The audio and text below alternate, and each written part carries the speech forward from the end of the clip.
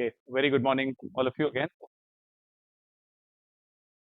Uh, I'm expecting that all of you have the copy of syllabus with you. If not, please take it from me after the class. Okay. Uh, my name is Ashish Ranjan, and I'll be taking the subject of.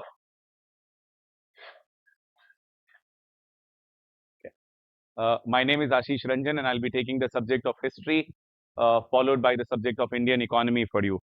So, we'll be meeting each other for the next almost around more than a month, right? That first I will complete the subject of history and then followed by the subject of economics, right?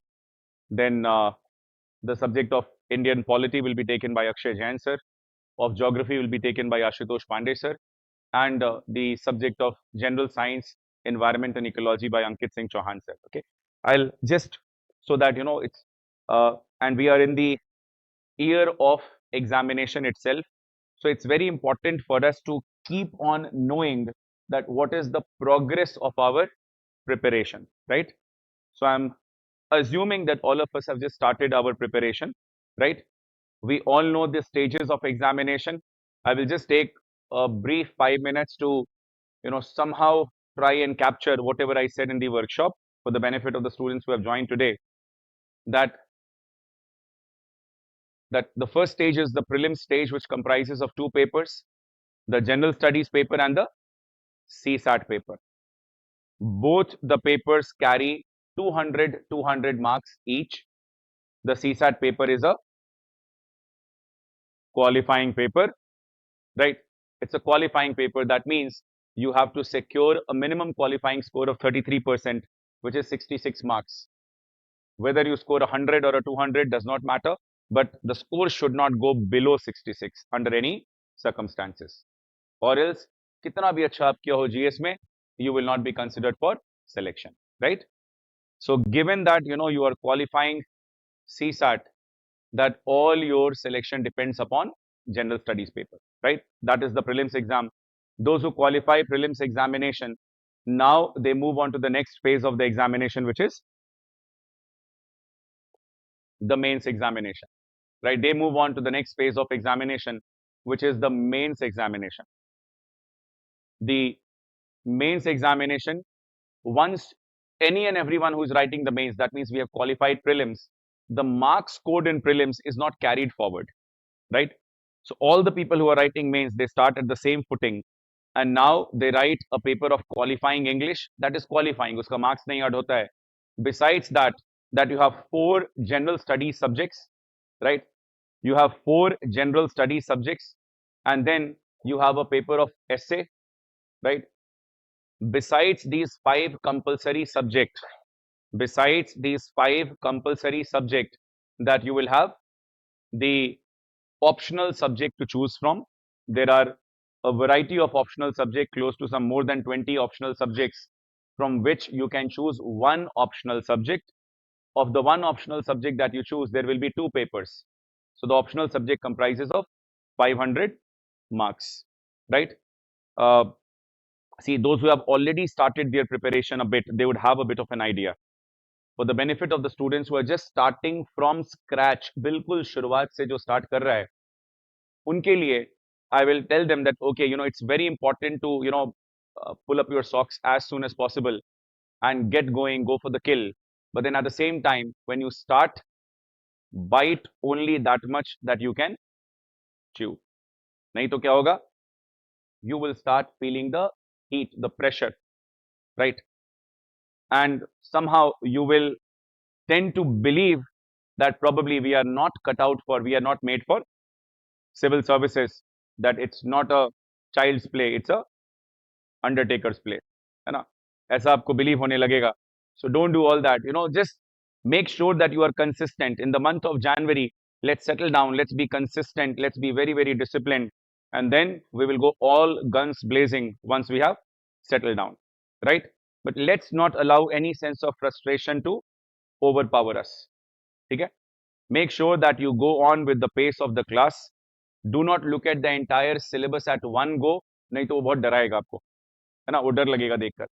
Make sure at the end of the day, our target will be to make an incremental progress, thoda sa ek incremental progress that will ensure that that hopefully we find our name in the merit list.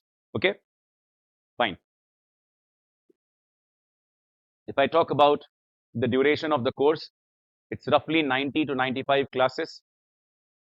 At the end of every subject that you will have a test of the subject comprising of 100 multiple choice questions. So if you have some 6 subjects, so 95 classes plus 601, right? And then the Sundays will be off. So approximately 14 Sundays, 115, right?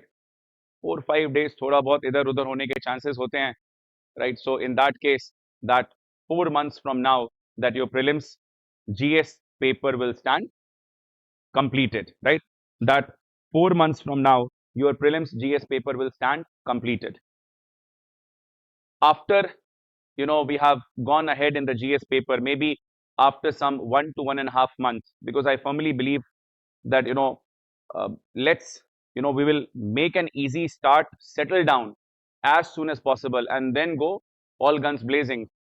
So in that case, that after 1 to 1.5 months, we will be starting with the CSAT paper in a different time slot, obviously, right?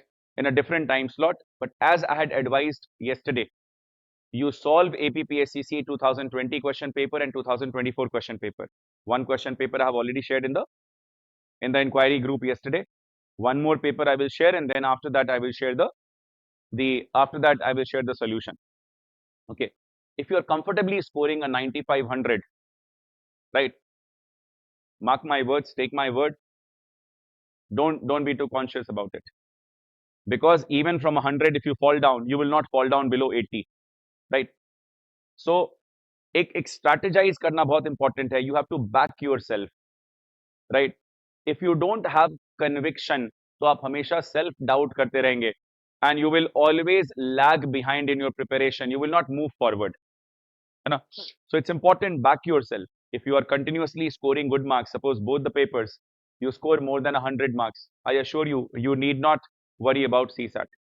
Even if you're scoring more than 90, yes, if you're scoring somewhere around 70, 75, so thoda sa ek you are in the yellow zone, and less than 66, then that's a red zone, right? So decide accordingly. Okay, in the first 10-15 days, just make sure that you revise whatever is being taught, go back home, practice the questions that I will be posting in the group, right? For the benefit of the students who are just attending the classes for the first 2-3 days, I assure that all the things that I will be sharing in the actual group, I will be sharing in the inquiry group as well, right? So for example, when I give the dinner digest questions, it's just a fancy name for multiple choice questions that we give at the end of the day, that the dinner digest questions I will be posting in the group as well as in the inquiry group, right? The solution also I will be posting in both the groups. Okay, first week, let's keep pace with the class. Let's not allow ourselves to miss even a single topic, even a single question, even a single class to bilkul nahi, right? Okay, now with regard to other things, generally be patient in the first week. For example, the access to recording, the material, etc. Once we stabilize in the first 2-3 days, then I will talk about that. Okay, abhi for the first 2-3 days, just be with the class, just make sure that you revise, right? Make sure you revise. And maybe an additional thing that you can do is, of your choice, just read one article, right? Just read one article. What I will do, and I will just share a random article. I will just share a random article in your group as well as the inquiry group every day. वो history से related हो जरूरी नहीं है.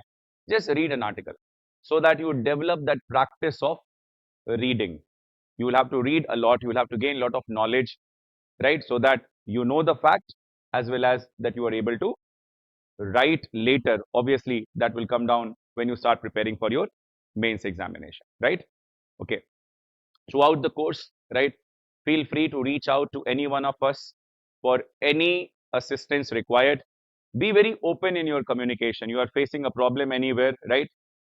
Any problem that you give to me, or any feedback that you give to me is most welcome on your part, right?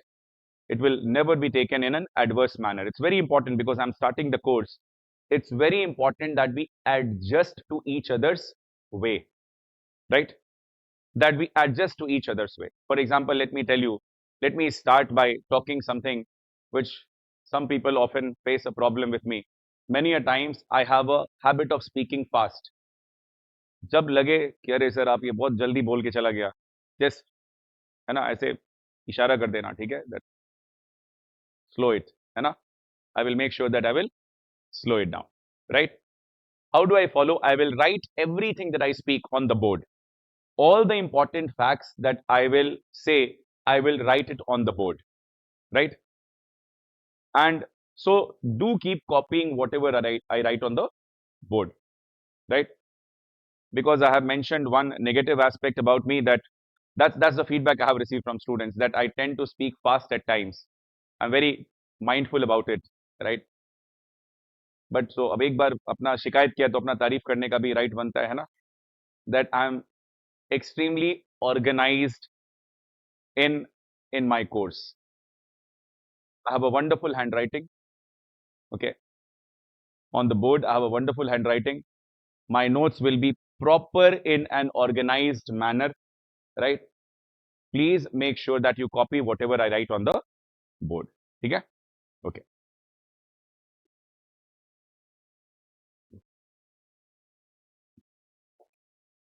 Okay. Let's start with that.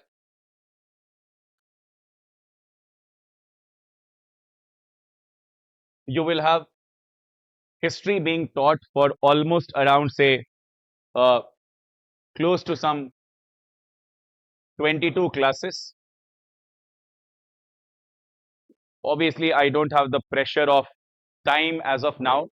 It's not that, you know, after 4 months you have your prelims exam. So obviously, you know, I have the leeway of going plus or minus 1 day. It will never be minus 1 day. It can be a plus 1 day. Okay. So around some 22 classes for history, which includes the Northeast history as well, right? Northeast history as well. Somehow, I really, although the syllabus also says history or niche alag se Northeast history, but I think that, you know, there is no need to write it separately as well. When I'm talking of Indian history, a very important integral part of it is the Northeast history, right? We have to study the ancient history, the medieval history, and modern history, which is Indian history. For prelims, we do not have to study modern history, right? Sorry, for prelims, we don't have to study the world history. So over here, that we study Indian history,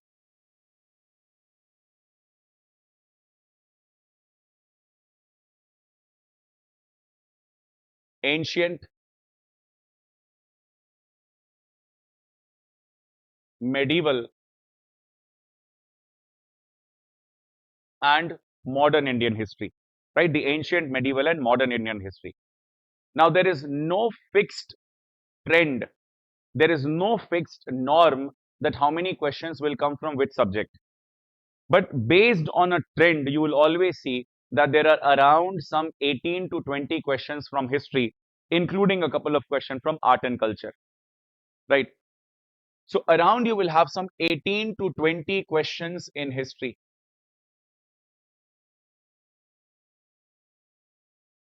I'm writing 18 to 20 questions because around there are certain questions which are an overlap between history and polity.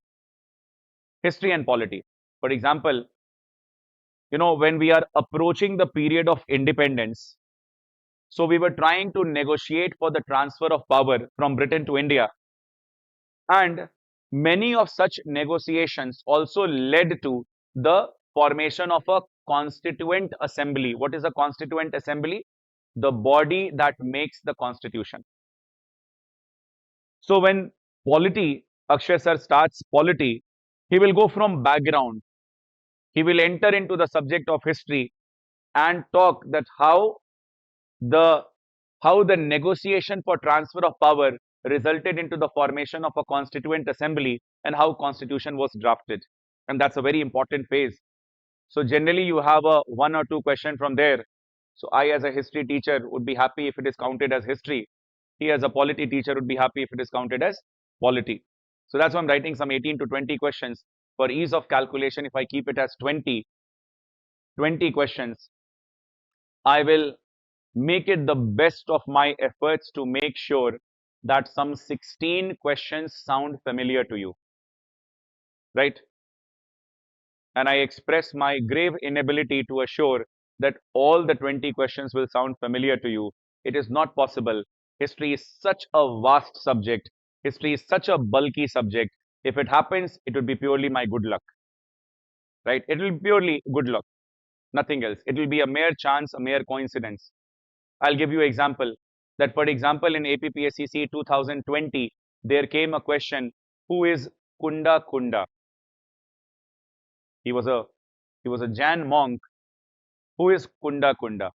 You bring some 3, 4, 5 books of history that you have heard of. Show me the name of Kunda Kunda mentioned over there. It's not there, right? A. B. In fact, in case of Arunachal Pradesh, that Jainism is not even a popular culture. Popular matlab followed by large population. It's not a popular culture. So some of the questions just come from nowhere, or maybe from somewhere that I'm not able to understand. And the coverage of such topics cannot be assured. Why? Because even if you read some 4, 5 books, those names are not mentioned over there, right? Let's not chase every question. Why I'm telling you this in advance? Let's not get disappointed if you are not able to solve all the questions. What was the cutoff of APPSCC 2024? 81 point something. Let's take it as 82. 82. So net, if you are able to solve 41 questions, net matlab sahi galat milakar, that if you are able to get the marks of 41 questions out of 100, you would have qualified. A safe score would be more than 90, 95 se agar aap zyada la rahe hain, that you have a very high chance of writing the mains examination, right? With your good work, with your hard work, probably you can take it to 120, 130 around. More than that, probably, the hard work to reward ratio is very, very less. Rather than we should use that, you should use that time to prepare for mains in advance. Once you have a sufficient coverage of the syllabus, once you are confident that okay, अब तो मुझे लग रहा है, अब मुझे लग रहा है कि मेरा consistently 100, 110 ये सब आ रहा है, so I'm very much in the safe zone. I have some of the subjects like history, geography, polity, etc. strong, right? Then back yourself that I will qualify prelims. I have enough knowledge, and write, practice questions that we give, and back yourself that now I will be able to qualify prelims, right? That conviction is very, very important. So I will ensure that out of these 20 questions, that I will fail in my efforts if I'm not able to ensure the coverage of 16 questions. Out of that 16, I cannot expect that you remember all the 16, right? Be happy if you are able to somehow say 12 out of 20 is a very good score. 12 out of 20 is a very good score. Why 60%? और cut off कितना गया 41%, right? So I mean, technically, even if you are scoring a 50%, it's okay, but I would be more than happy if you create a buffer, a safety bracket because of my subject, right? So that is why, be very happy if you are able to solve 60% of the questions, right? Let's not set the bar too high and disappoint ourselves, right? We are here to qualify the prelims, move on to the next phase, mains, prepare and try to score as much as possible in mains, right? So remember that probably if you are confident of scoring around 100 marks, you are very much in the safe zone, right? You are very much in the safe zone. Fine. Okay. I will advise you, my mandatory advice is to read the modern Indian history book, NCERT class 12th. This is my mandatory advice. NCERT class 12th, preferably the old NCERT. Old NCERT. After the class, by evening, I will be posting a picture of the book in your group, right? Modern history will start after some, around some 12 days. So still have time, those who want to order online, etc. Then the ancient and medieval, it is your choice. If you want to read a book or not, it's your choice, right? But then modern history, do read a book. Why? Because in modern history is also a part of your general studies mains paper 1. Mains paper 1. So is it not a golden opportunity that when you are studying modern history well in advance, you are also reading a standard literature, a standard book well in advance, that you are reading a standard book which you are reading in a story form, so that you develop a good understanding, and even you can try writing some mains answers of GS paper 1. Around 40 to 50 marks of GS mains paper 1 comes from modern Indian history. Comes from modern Indian history. So that is why I'm recommending you to read a book on modern Indian history, because when you read standard literature, then you get you get familiar with the standard terms which are used. Obviously I'll be using the terms in the class, but then when you read it, it makes a home in your mind. जैसे मैं एक example देता हूं आपको. जब British India पे rule कर रहे थे, तो ब्रिटिश इंडिया पे ये बोल के रूल नहीं कर रहे थे that we are here to loot India, that we are here to loot the resources of India and send it to England. वो क्या बोल रहे थे? That we are here in India to civilize the uncivilized Indians. That these Indians who are uncivilized, and we are white people, we are enlightened people, and because we are educated, because we are civilized, and hence it is our white man's burden. It is our white man's burden to civilize the uncivilized people. So this is the story that they were telling to the rest of the world. और इसको prove करने के लिए what they used to say, they only highlighted the wrong aspects of Indian culture. And I'm not supporting those aspects. Very good that the British came, removed those wrong aspects, but they only highlighted the wrong aspects of Indian culture. For example, that they would deliberately pick that, look what Indians do, that they practice sati with their widows. Sati, that they compel the widow to self-immolate herself in the funeral fire of her deceased husband. Because Hindus, they burn the dead bodies, so the widows were asked to sacrifice their life in the same funeral fire, in the same funeral fire that was called as sati. And there was an officer called William Bentinck, for all good reasons, that sati was banned. But these things were only highlighted. The good aspects of Indian society were never highlighted by the British, and they used these things to convince the rest of the world that India needs to be ruled by a civilized British power, right? That India needs to be ruled by a civilized British power, so as to civilize the uncivilized Indians. This, they called it as white man's, पहले से आता है आप लोग को, white man's burden. That it is the white man's burden. हम इतना burden ले रहे हैं अपने ऊपर इनको रूल करने के लिए, है ना? ये लोग सुधरने का नाम नहीं ले रहे हैं, और हमारे ऊपर इतना बर्डन आ गया है कि इनको हमें सुधारना है.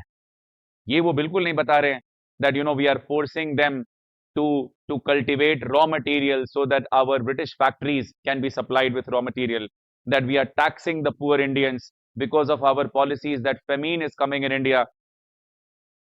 ये सब बिल्कुल छुपा के रखा.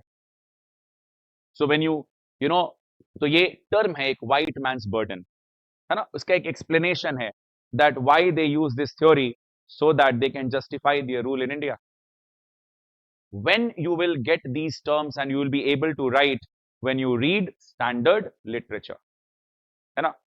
And in fact, that, for example, one more term, even we Indians somehow, because in India also, if you see that because of the social discrimination that a large section of the society was facing, that our population was low in confidence. Yes or no?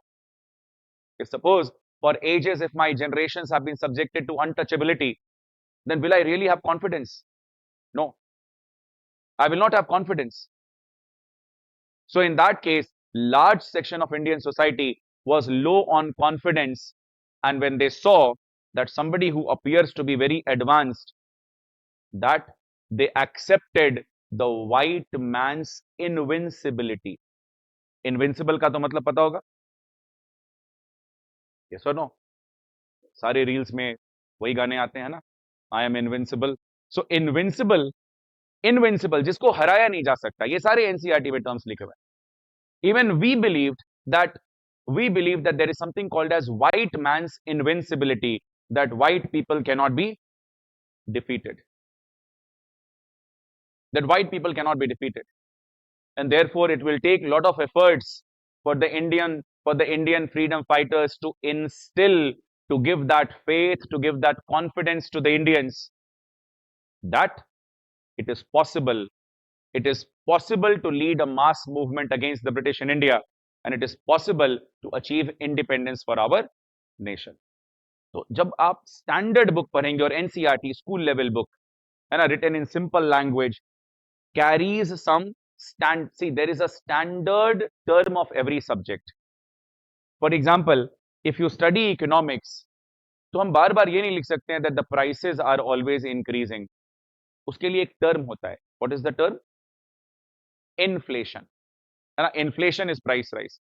So when you are writing economics, you should not write that the prices are increasing in the recent year. No, there is inflation in economy. There is a term associated with every subject, right? When you are studying physics, you cannot say that this earth is trying to pull something towards itself. You will have to write there is a gravitational pull or force, right? So that is why I'm asking you, when you have to write and only modern Indian history, that is a part of the main syllabus. Ancient and medieval is not a part of the main syllabus. So I am strongly advising you, right, that read modern Indian history, the old NCERT book, right? Rest, if somebody wants to bank upon that, okay, sir, for prelims is the class sufficient? I assure you that what I said, that that coverage of almost 80% of the questions is assured, in a sense that we will cover the subject extensively to assure that 16 questions out of 20, roughly 80% should be familiar to you. And I will expect that you put in so much of hard work that out of those 16, you are able to solve the 12 questions. Fine. But then somebody who wants me to, कि नहीं नहीं book तो बताना ही पड़ेगा बाकी का भी, just read class 11th and 12th NCERT. Class 11th NCERT is ancient and medieval Indian history, and class 12th NCERT is modern Indian history and world history. लेकिन world history पढ़ना नहीं है prelims में. So if you want me to strongly suggest a book, है ना कि नहीं करना ही पड़ेगा, then I will say read NCERT class 11th and 12th for history, right? But mandatory advice is that you must read modern Indian history, right? Besides that we will be providing you the printed booklets, right? The printed booklets. So once you receive the printed booklets, I will let you know उसमें से क्या क्या पढ़ना है, क्या बहुत important है, क्या थोड़ा that you can skip, that I will let you know, right? But then let's start in a थोड़ा easy manner, right? Let's keep very short, simple targets. सुबह उठकर या रात में सोने के पहले अपने आप को यही बोलना है, tomorrow I will study this much. That's it. At the end of the day, before going to bed, just check whether you have fulfilled the agenda for the day or not. That's it. Don't bother about the day after tomorrow. Okay? Fine.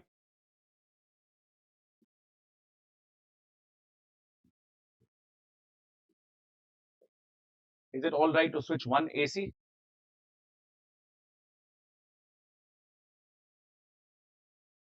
Yes or no?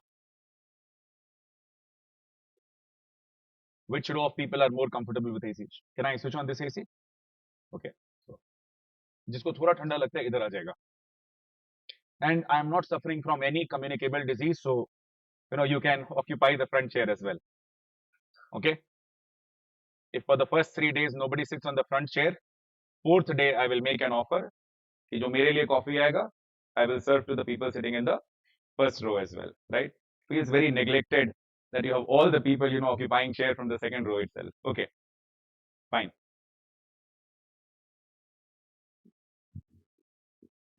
So starting with history. So when we start the subject of history, basically we will be starting from prehistory. What is this prehistory? At a time when we did not have any written script. We did not have any written script. And then the art of history writing started.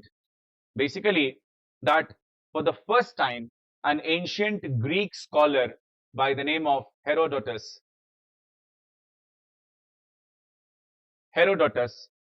he wrote a book called Historica, and this is believed to be the beginning of writing history. This is believed to be the beginning of writing history, and for this reason, that Herodotus is called as the father of history. The father of history. But then we also know certain things which happened before Herodotus. How do we get to know? So let's understand the sources of reading history, the sources of understanding history. That what are the sources of understanding history? Okay, how do we get to know that there was a king called Ashoka? How do we get to know that the early humans lived in a cave called Bhimbetaka cave in Madhya Pradesh, in the Vindhya mountain ranges? How do we get to know that there was an Indus Valley civilization, right? So we will look at all those sources that help us reconstruct, that help us understand history. So sources of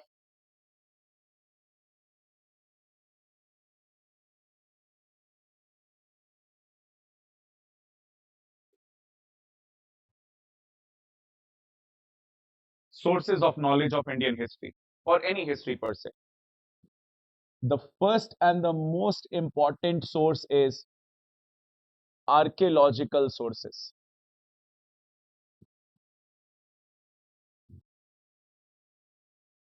Archaeological sources. What is meant by archaeological source? Archaeological sources that we carry out excavation. We carry out excavation of a place, and from there, for example, suppose if we excavate Itanagar and we get some coins made up of gold, what all do we understand? That that gold metal was known to the people living in Itanagar during the historic period, and also that people used coins. That means barter system was not prevalent, right? Barter system was not prevalent, that there was trade and commerce based on the usage of currency. And suppose that Nahar Lagan is also excavated, then and there we find gold coins as well as copper coins, suppose iska matlab kya, that people in Nahar Lagan, they knew the art of working with copper as well as gold. They were also using coins, so barter system was not there, they were using coins. But what is one more thing that we understand, that only the rich people of Itanagar were using coins. Why? Because gold is expensive, right? So gold coins would be expensive. So only the rich people of Itanagar were using coins, but the rich as well as the ordinary people of Naharlagan, they were using coins. Why? Because copper is a very ordinary metal. It's not an expensive metal. So this is how that we study, this is how we understand the subject of history. Whatever excavation में जो भी artifact निकलता है, जो भी object निकलता है, we study that object and try to understand the nature of life that existed in ancient times. Clear?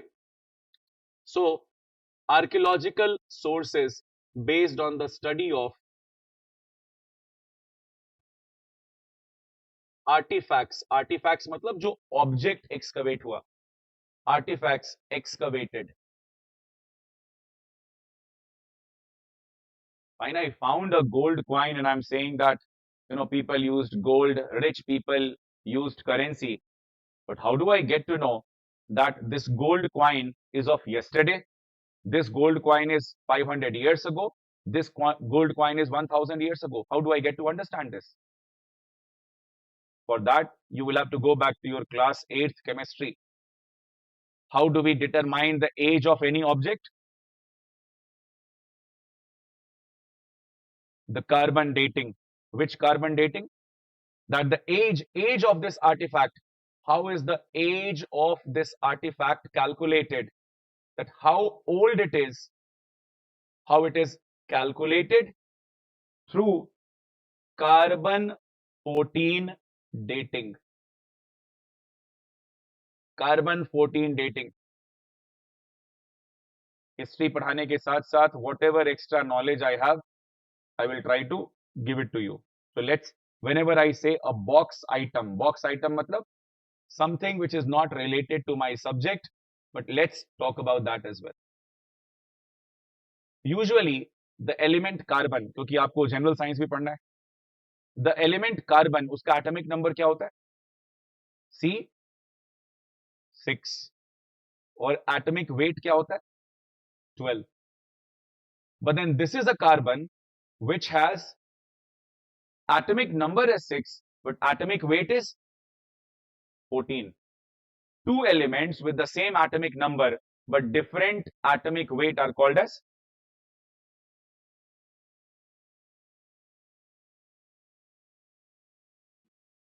यहाँ पे बहुत hissing sound आता है. I'm like trying to find the snake in the class. ऐसा. Yes, loud and clear.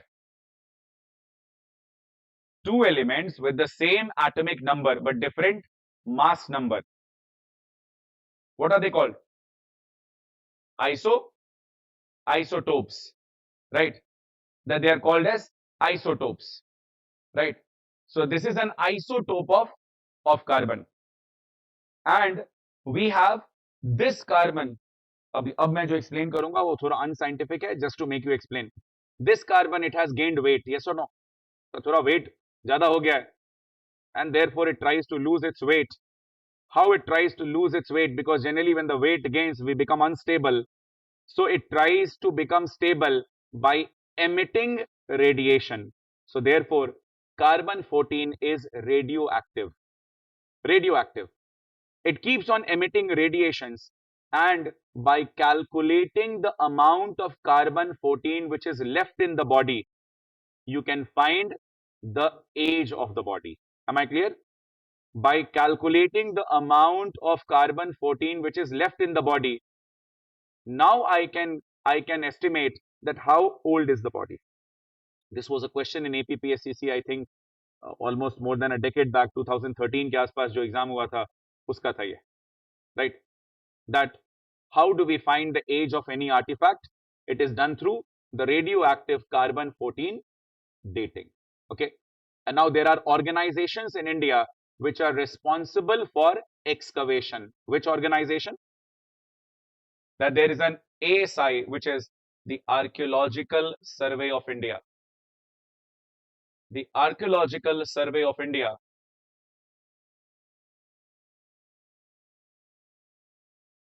Now popularly called as ASI. This is a colonial institution. Colonial matlab British era ka. That this is a British era institution. This is a colonial institution. And during the British time, that this ASI was founded by, again important name, Alexander Cunningham.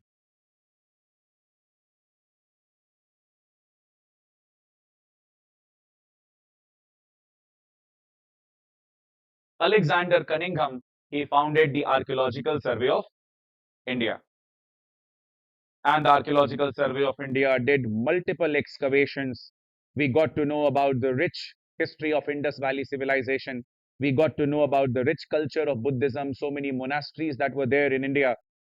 So the ASI has tremendously contributed in, in gaining knowledge about the history, the culture of ancient to medieval, ancient to medieval times. Okay, so this is one source of understanding history, that we are actually excavating, digging inside the earth, and now looking at things which were there in the past and studying it. So this is a very, very important source, and this will be a completely scientific source, yes or no? But many a times there are constraints. For example, have you heard of Nalanda University? A great center of learning of ancient India. Nalanda University, as per the records of Hyun Sang. Hyun Sang का नाम सुना है? Hyun Sang was a Chinese monk traveler who came to India to study Buddhism, and he goes to the Nalanda University. And Hyun Sang, he has written detailed records about the university, the other monasteries that were there around it. But when today it is not possible, although almost 1/10 of the university area is excavated, and we know that how the university looked like. But as per the records of Hyun Sang, that abhi jo excavated area hai, uska 10 times tha Nalanda University. But the problem is, in a highly dense population of the state of Bihar, it's not easy that to completely relocate people and conduct the excavation and to get the ruins of the erstwhile university, because it was approximately 11 square kilometer in area. The Nalanda ruins today, जो remains हैं, जो Archaeological Survey of India ने excavate किया, that is only around some 1 square kilometer. 10 square kilometer के ऊपर already people are living. So the population density is so high that it's not easy to displace those people in the 10 square kilometer of area. So many a times that Archaeological Survey of India faces this problem, that it knows that something very important must be over here, but today we have establishments living over there, so it cannot displace. And the bigger problem is in those areas, for example, Eastern India, Bihar, Bengal, Odisha, eastern part of UP, they have generally very high population density. So there is another important source, which is the literary source.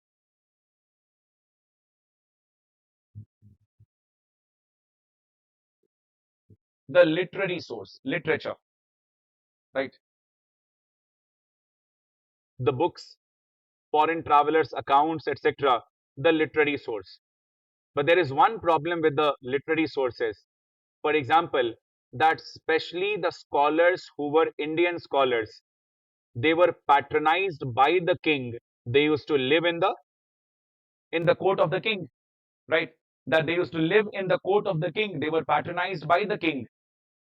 So, for example, say, have you heard the name of Chanakya? Chanakya, he was a scholar sitting in the court of Chandragupta Maurya. Chandragupta Maurya used to rule right from Patliputra, Bihar, up to Pakistan, Afghanistan, right?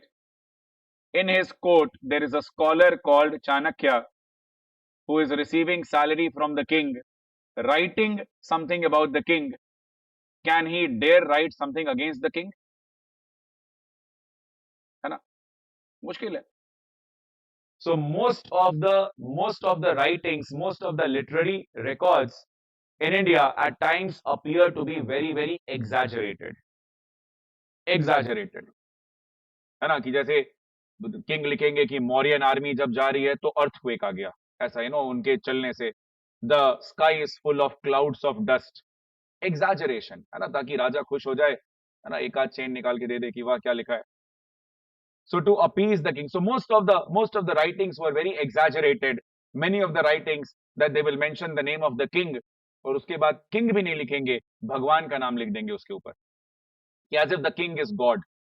फिर वो king का नाम चला गया, the king को जहां refer करना है वहां किसी भगवान का नाम डाल दिया. So at times that our own sources of literature appear to be very, very exaggerated.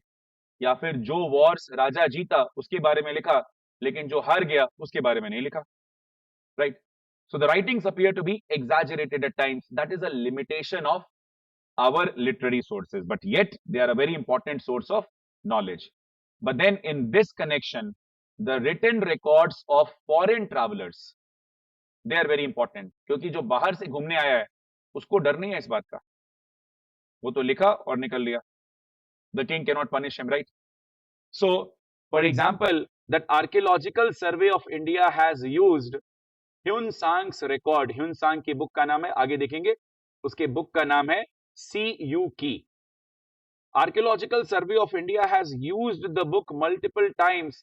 क्यों? क्योंकि एक जगह excavation हुआ, वहां पर कोई suppose any monastery was found, और ह्यून सांग की बुक में लिखा हुआ है that there is a monastery, and from this monastery if you walk towards the bank of river Ganges, then after this much time that you will find another monastery. फिर वहां पे excavate किया गया, that another monastery was found. So literary sources also have helped in understanding our history. Fine. Third, that it is the folklore. For example, that's something which is an oral tradition.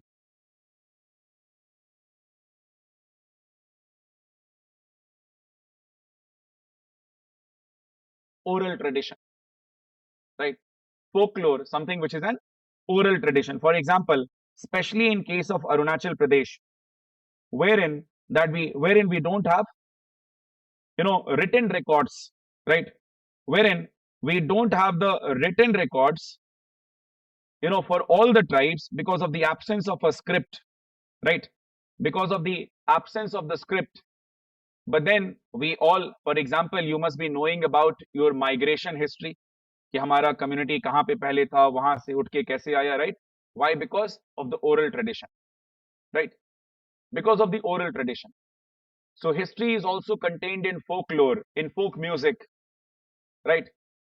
That what is called as a Shruti tradition, Sunkar, Shruti tradition. For example, even in the case of Vedic people, when the Vedic Aryans came to India, they were not very advanced. They did not have the knowledge of script. उनको लिखना नहीं आता था, और इसीलिए there is no author of Vedas. Vedas का कोई author नहीं है, because it followed. There is no one single author of book called Veda, because it followed Shruti tradition, Sunkar, Shruti. That somebody who had that Vedic knowledge, वो बार बार उसको recite करता था, next generation उसको सीख कर फिर पास ऑन कर रही थी ओरल ट्रेडिशन में.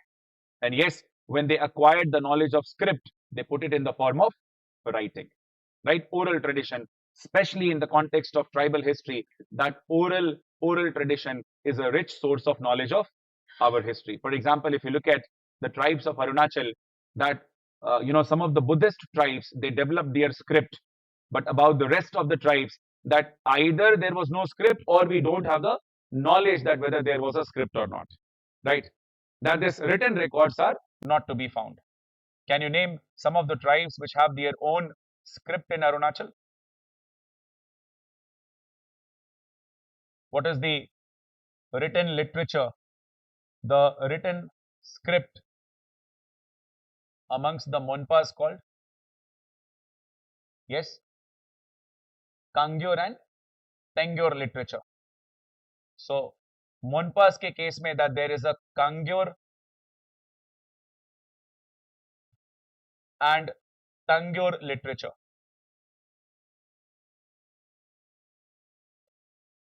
Okay, a Kangyur and a Tangyur literature. See, remember that till now in prelims examination, the number of questions which have come from Arunachal history, Northeast history, is on the lower side. But somehow, although I made this guess last time also, it was a wrong guess. Not many questions came from Arunachal history. But somehow I have this apprehension, and based on complete logic. Why? Because that one possible change could be that more number of questions based on Arunachal, more number of questions based on our own state. And why? Probably to my mind, that till now not many questions have come on Arunachal Pradesh, because the generation of people who are writing the exam today, you guys, probably when you were in school, you did not study about Arunachal history, right? Arunachal specific topics, because we followed the national curriculum. But today you see that certain books are introduced which are Arunachal specific. Yes or no? Like for example, I think in class 5th or 6th, the state government has introduced a book called The Unsung Heroes of Arunachal. Are you aware? Right? मेरा वही एक advice है, वो book बिल्कुल पढ़ना है. आए question ना आए जाने दो. But as civil services aspirants, you must read a book which is on the state where you come from, which is on the state where you are aspiring to become a civil servant, right? वो book पक्का पढ़ना है. Okay. So, for example, in the case of Monpas, you have the Kangyur and the Tangyur literature. In case of the Khamtis, yes, it's called the Chaitoi literature. The Chaitoi literature, Chaytaui, the Chaitoi literature.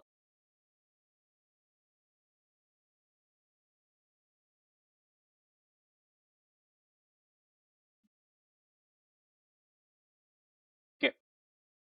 So generally, the Buddhist tribes, they had their own literature, but otherwise, okay, I have written it at wrong place. Basically, this is a written literature, but except them,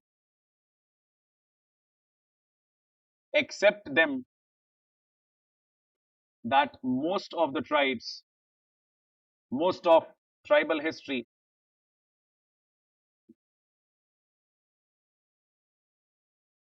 what is the source? Oral tradition.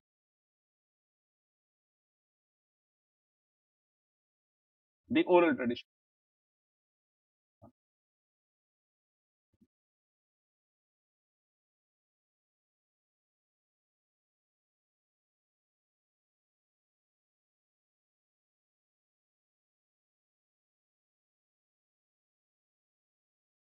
It's this, that all the other tribal history is in oral tradition.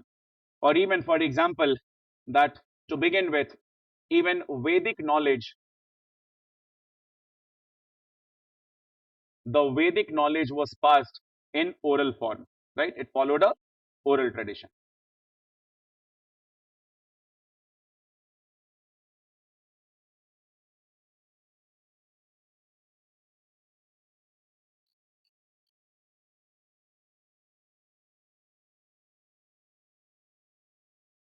Copy? Can I erase this?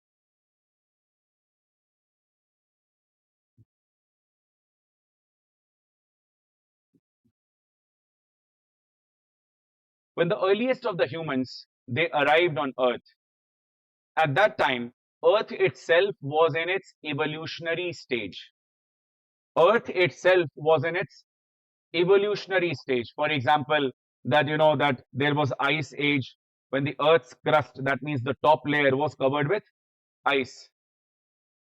I'm starting my journey from that time, because at that time not only Earth was evolving, but also human evolution was also taking place.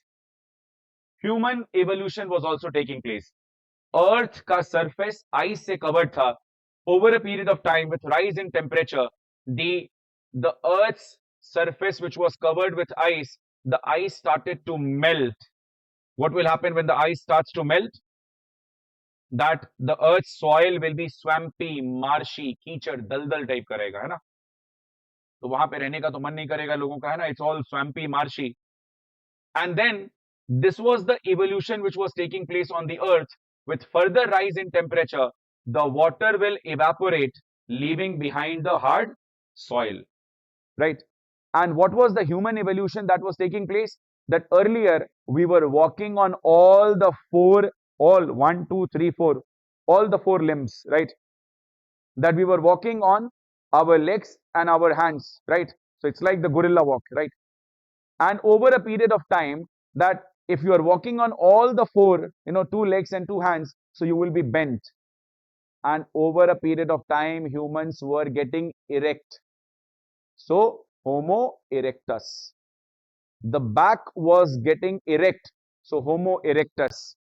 From there, the brain size increased, that is also evolution, to a Neanderthal man, and then that a fully modern man, which is the present species of humans, that is Homo sapiens, right?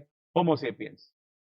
So जब जब human evolution हो रहा है, when human evolution is happening, for example, when our mind was very small, when our this brain was very small, sorry, not mind, our brain was very small, then the changes that we bring will be fast or slow?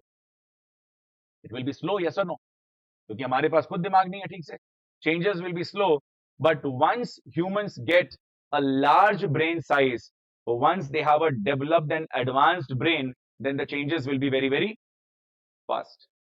इसीलिए देखेंगे that initially जिस time period के बारे में पढ़ेंगे, देखेंगे इतना लंबा time period है वो, लेकिन उसमें कुछ खास हो नहीं रहा है. Why? Because people did not have the thinking capacity. Their brain size was very, very small. Their brain size was very small. But once we see the evolution of a modern man with a large brain size, we will see suddenly changes happening, suddenly innovation happening, suddenly people leading a more organized way of life, right? So when the humans are evolving and Earth is also evolving, the plain areas were either covered with ice or they were swampy, marshy land. वहां पे it will not be possible to live. So people will go towards the foothill area, the hills. People will go towards the hills. And why also hills? Because in the hills they can have natural caves that will protect them from any force of nature, say rain, extreme heat, etc. Moreover, that on the foothills, where do you find narrow and shallow river as compared to wide and deep river? Narrow and shallow river is found in foothills, and wide and deep rivers are found in plain areas, है ना? असम का river सब बहुत broad है और deep है. In our case, I think except for Siang, if you look at most of the rivers, that they are narrow and shallow, right? They are narrow and shallow, उनका depth कम है. If we are not very advanced humans, early phase में, where will we prefer to live? And we are migrating from one place to another, which is easy to cross, the narrow and shallow river. So people started to live on the foothills, forested areas, on the banks of such narrow and shallow river. But then they would require certain tools, है ना, कि दूर दिख रहा है कुछ edible fruit दिख रहा है, उसको कुछ तो फेंक कर तोड़ ले, खा ले. Hunting के लिए they would require tools. For anything that they would require tools, what will be the raw material for the tools in hilly areas? आसपास क्या दिख रहा है? Stones. Because early humans made extensive use of stone. Therefore, the first period of human history that we are starting with is called as Stone Age, right? Stone Age. I have the luxury of using a wide board and a wider, so I can fit in all that I'm writing in one place, right? In your case, you can write one below the other, right? You can write one below the other.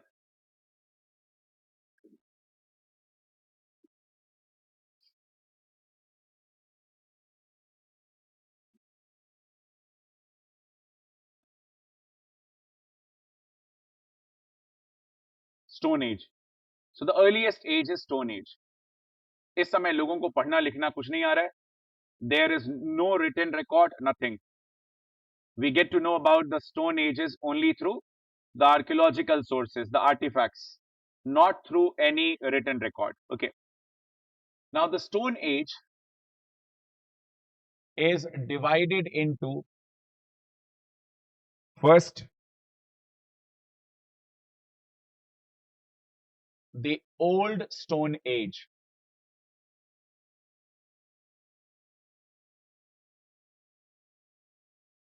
Old Stone Age. जो Old Stone Age था, the earliest of the authors किस country के थे? Earliest of the scholars belong to which country? Any idea? हाँ? The Greeks. इसीलिए you read mathematics, उसमें क्या आता है? Alpha, beta, theta, gamma, epsilon. Physics में rho, lambda. What are these? These are Greek alphabets. है ना? These are A, B, C, D, K, K, G, G of Greek, right? These are Greek alphabets. So the earliest of the scholars were Greeks. And that is why when they wrote history, they used Greek words for the same. Greek में old को बोलते हैं pal और stone को बोलते हैं lith. Therefore, it was called as the Old Stone Age was called as the Paleolithic age.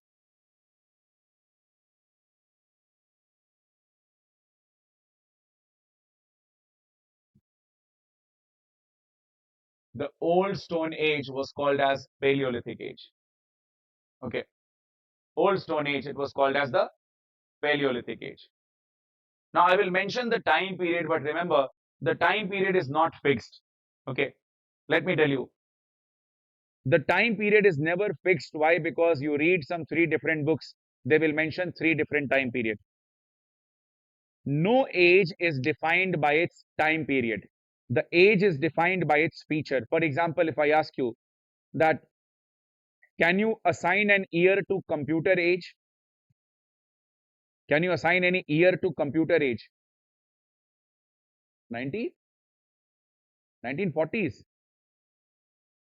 1940s में लोग को वॉर लड़ने से फुर्सत नहीं था. The second world war was going on, ma'am, है ना?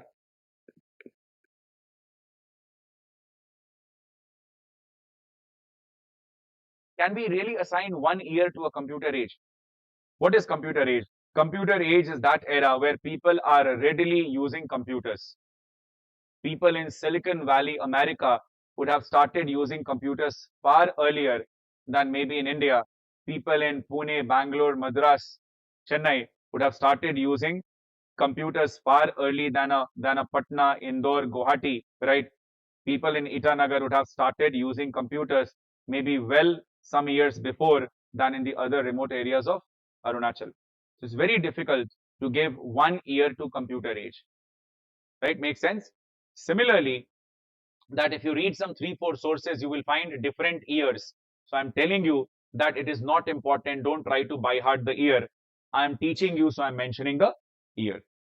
So it starts somewhere around, say, 5 lakh before Christ. 5 lakh before Christ, and goes up to, say, some books will write 2300, some books will write, say, even 1800 before Christ. Okay, so 2300 or 1800 before Christ, or even up to 1800 before Christ. The years are not important at all. It's a huge period of time. Why? Because the advancement was happening very, very slow. Okay, the old Stone Age, this age, it started from this started from 5 lakh before Christ up to it is up to 10,000 before Christ. The slowest phase, right? The slowest phase. Why? Because human evolution was not completed. Therefore, it is such a big period of time in history that it is subdivided into 3 sub periods. A, the lower Paleolithic age, right? Don't copy. Let me complete the table and then copy. Okay. Lower Paleolithic age. B, the middle Paleolithic age. And C, the upper Paleolithic age. The upper Paleolithic age. And what was happening throughout this, from lower to middle to upper Paleolithic age, that there was an improvement in the stone tool technology. Stone tool technology में improvement हो रहा था. Say, for example, that we were using multiple computer languages since 1990s, right? But then initially we were using a C, then C++, Java, Red Hat, Linux, Mat, R, etc. So the languages started to improve. Similarly, all throughout the Stone Age, we are using stones. But then the stone technology kept on improving. How? सबसे पहले बिल्कुल इंसान को दिमाग आया नहीं है, तो जैसा स्टोन उसको दिख रहा था, उसने चुपचाप वैसा स्टोन उठा लिया. Generally, what is the shape and size of a stone? That it is spherical. Spherical. This stone was called as core. Core. अब क्या है, मैंने एक कोर स्टोन उठाया, उसके पीछे एक ऐसा डंडा लगा लिया, right? And now I'm calling it as a hand axe. Today, a hand axe is a very, very sharp and fine tool. Yes or no? But then this was not sharp and fine. But still, at that time, this was called as hand axe, right? So they used a rounded stone. Why? Because this is how stone was found. They used the core, this rounded. It's something like my closed fist, band mutti. So this is a core. इस stone को use करके that they were making different stone tools. What were the stone tools that they made? The stone tools that they made were hand axes,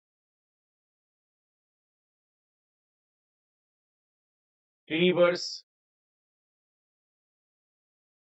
choppers. So for chopping also, today we have sharp knives for chopping. But उस समय chop करने के लिए कैसे कर रहे थे? We were using a stone, a rounded stone to chop. है ना?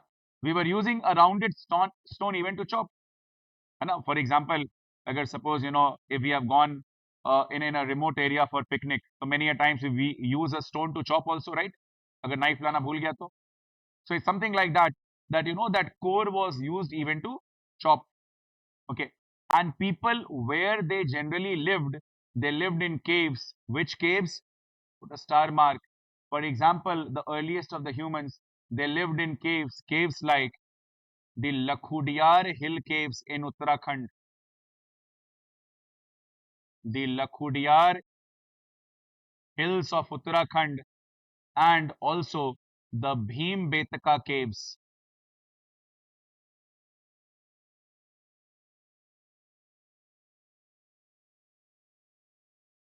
Also the Bhimbetaka caves. Bhimbetaka caves is in Madhya Pradesh. So there is a mountain range called Vindhya mountain range. Vindhya, Vindha. D हाँ वो मेरा second problem है. अच्छा हुआ बोल दिया. ठीक है. Okay. That Vindhya mountain range, I will increase the font size now. Vindhya mountain range. वो इंडिया को नॉर्थ और साउथ में डिवाइड करता है. सेंट्रल इंडिया में है Vindhya mountain range. Okay. So Bhimbetka caves in the Vindhya mountain range. Over here also that the early humans they lived. And what is the tool that they are using? They are using hand axes, they are using cleavers and choppers. और उसके लिए वो कौन सा stone use कर रहे हैं? Core. Right. उसके लिए वो यूज कर रहे हैं core. Now see, if I take two core, अगर मेरे पास दो स्टोन है core, and if I hit the two core, क्या होगा? some part will fall down, break करेगा. और the part which falls down, which breaks, वो कैसा दिखेगा? that one surface will be flat. yes or no? अगर हम एक stone को crack करें, then one of the surface will be completely flat and the edges will be sharp. अगर कोई stone नया नया crack हुआ है, if you hold it by the edge, you might cut your hand, right? So that the new stone tool technology that was used, that was called as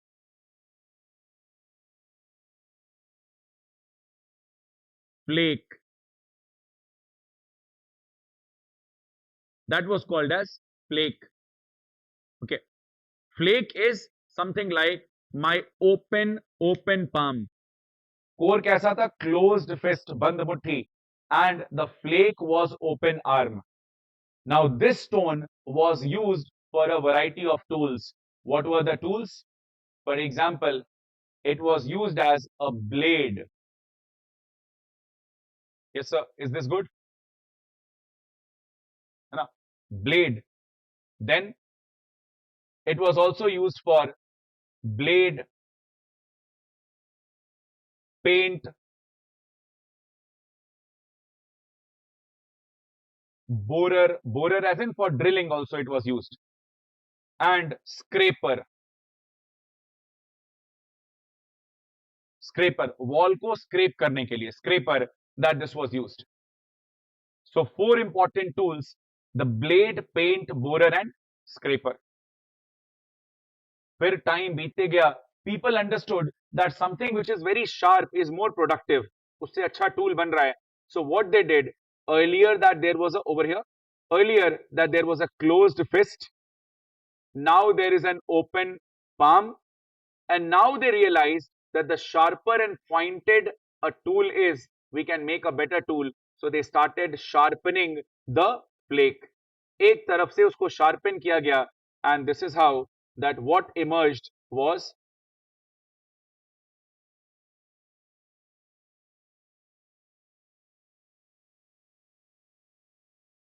something like this. This was called as burin. Burin.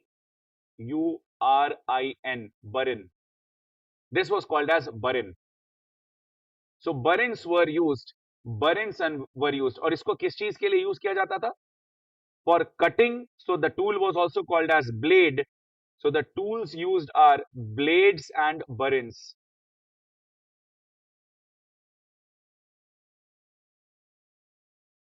The tools used are blades and burins.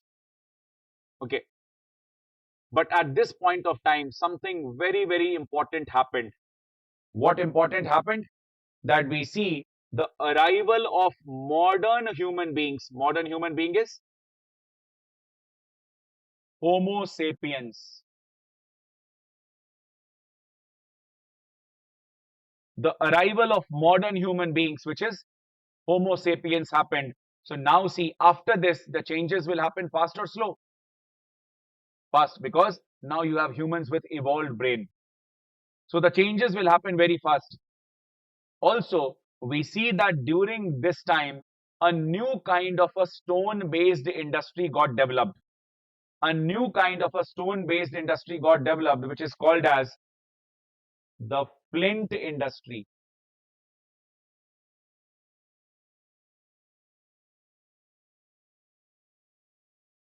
Flint industry, FLINT. Flint बोलते हैं small sized stone को. In simple word, गिट्टी समझते हैं जिससे building बनता है, that गिट्टी. Small and rough surface stone. इसका फायदा क्या होगा? If I have small stones with rough surface, I can easily produce spark. Yes or no? I can easily produce a spark. If I have a small stone with a rough surface, I can easily produce a spark and cause fire. Right? So that is why this was very, very significant. Now, by the end of the upper Paleolithic age,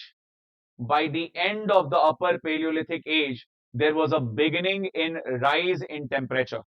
धीरे धीरे temperature rise हुआ, and therefore what we are fearing today, that if there is a rise in temperature, what can happen? Global warming, that there can be a climate change. Exactly, that there was a climate change that happened, and the period of climate change is called as the Mesolithic age. So we have the Mesolithic age.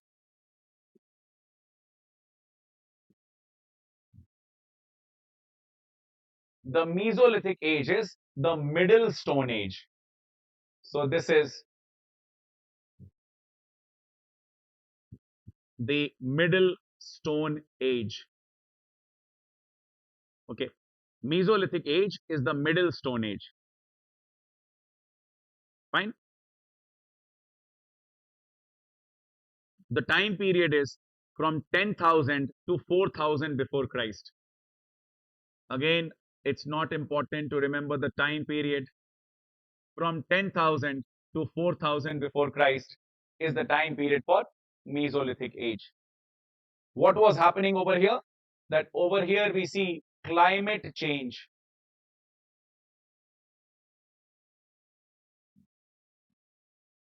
That over here we see climate change. And why do we see this climate change over here? Because there was a rise in temperature which was happening earlier. And what will happen because of climate change?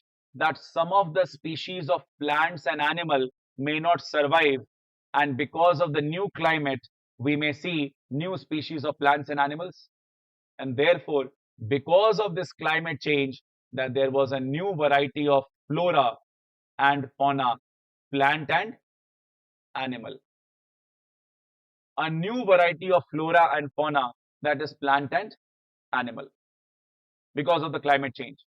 And because of the climate change, what happened? Climate change के कारण क्या हो रहा था? That the temperature was increasing. So when temperature is increasing, what will happen?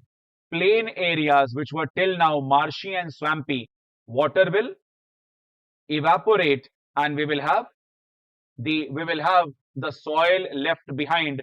So because of the climate change, that plain areas became habitable.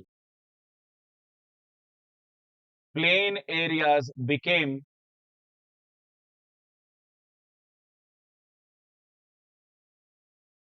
habitable. That now it was possible to live in the plain areas. Plain areas became habitable, and hence you will see that now very, very simple settlements started to come. Settlement, people started making very simple houses. Why? Because in plain areas you cannot have a, यहां पर कहां पे रह रहे थे? Caves में. In plain area you can't have a cave.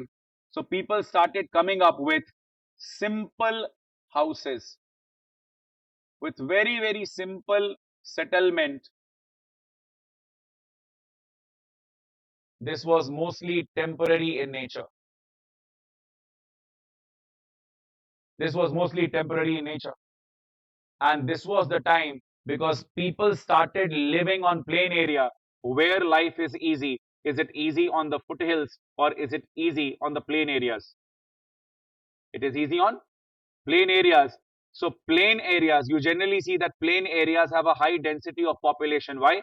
Because life is easy. So you can raise population. So there was an increase. Increase, upward arrow is increase. There was an increase in population.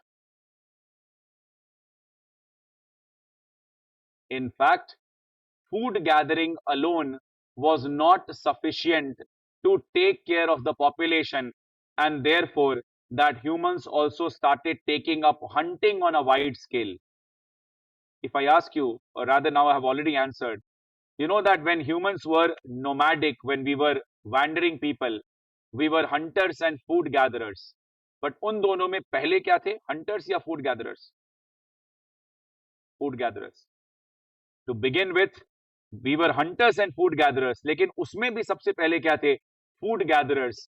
Because hunting would require that we learn the art of roasting the meat. Because humans are the rare species that cannot consume raw meat. Our digestive system is not designed to consume raw meat, and therefore out of hunting and food gathering, that humans were first food gatherers, then they were hunters. Clear? So the population increased, and we also see that there was a rise in hunting and fishing. Rise in hunting and fishing, but because now humans are homo sapiens, उनके पास दिमाग आ गया है, they are homo sapiens, they have brain, and for that reason that they also started the practice of animal domestication. The practice of animal domestication started.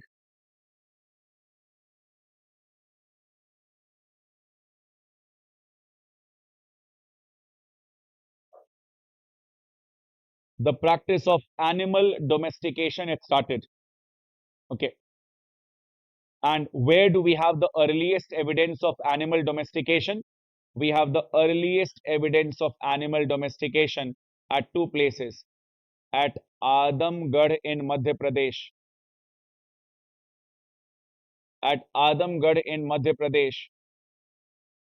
and Bagor in Rajasthan. Bagor in Rajasthan. At these two places that we have evidence of animal domestication, the earliest evidence of animal domestication at Adamgarh and Bagor. Okay. Now, what were the stone tools that were used?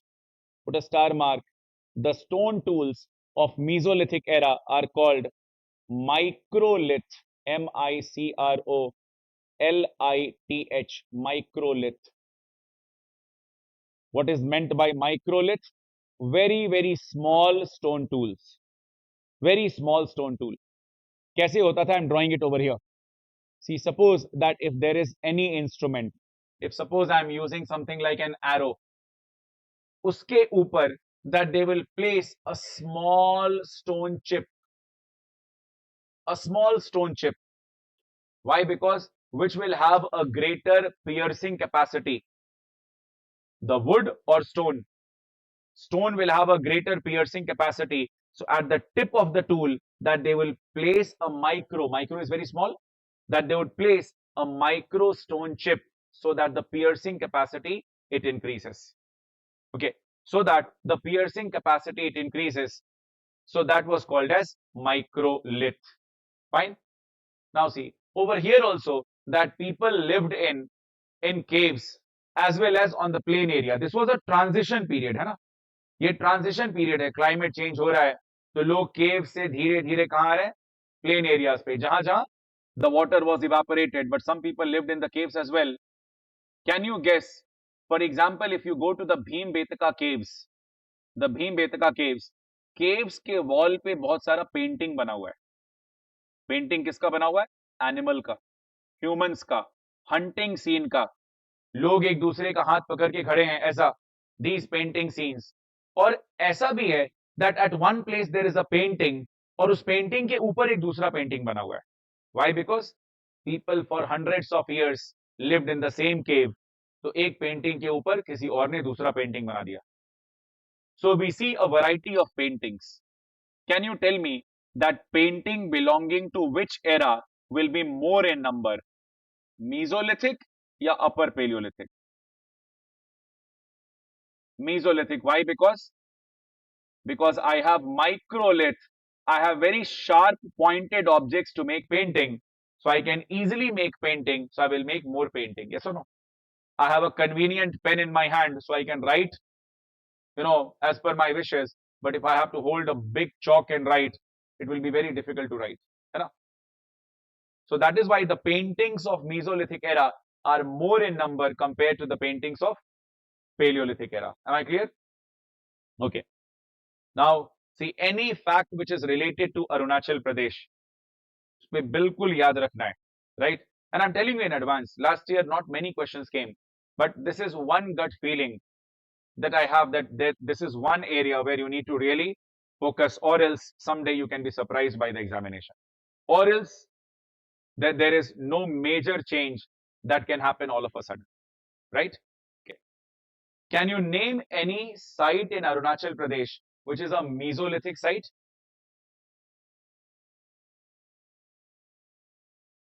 People from Kurumkume? That's a Neolithic site.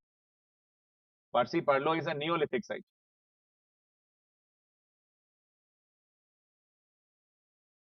Leel.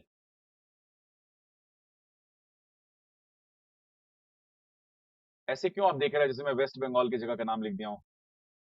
Leel in Kurumkume. It's a Mesolithic site. Okay. Leel in Kurumkume is a Mesolithic site. Okay. और अब क्या है?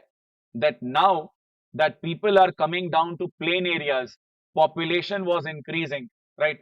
That people came down to plain areas, the population kept on increasing, and therefore that population increased to an extent that this nomadic way of life, यानी कि आज यहाँ पे resources खत्म हो गए, फिर वहां जाओ. Now see, when the population increases a lot, mobility मतलब आप कितनी आसानी से एक जगह से दूसरे जगह जा सकते हैं. If population is increasing, mobility will go up or down? Up. Today, that suppose at this stage of life, right, that suppose you are all by yourself, you are single, then in single matlab unmarried, right? I'm not doubting your capacity, but then suppose if you are single, so you have all the freedom in this world कि class के बाद जाके IG park में बैठे, मेरा मर्जी, right, जाके library में बैठे, मेरा मर्जी, कुछ नहीं, खड़ा होके जेसीबी को देखते रहे, मेरा मर्जी, या घर पे जाके पढ़ाई करे. Mobility is very high, right? Once you get married, you have kids, you can't do that, right? Once you have a family, you cannot do that. Then probably it will even be a concern that I'm getting a good opportunity in Guwahati and in Calcutta, but then no, let it be. I'm leading a settled life in Itanagar, जाने दो opportunity को. होता है बहुत बार. Why? Because you're leading a settled life. Whenever population increases, how can you move with such a large population? So the mobility will go down. The mobility will go down, and therefore, as the mobility is going down, it will be very, very difficult to support that population only by food gathering, क्योंकि वो food तो खत्म हो जाएगा उस area का. Only by hunting, because the animals will also get, all the animals will get killed. So merely food gathering and hunting was not capable of supporting the increase in population, and therefore this necessity led to the invention of agriculture. Agriculture that now for in situ क्या होता है? INSITU, in situ, in its place, उसी जगह पर खाना पीना देने के लिए, that people started practicing agriculture. And when agriculture begins, this period is called as the New Stone Age or Neolithic Age.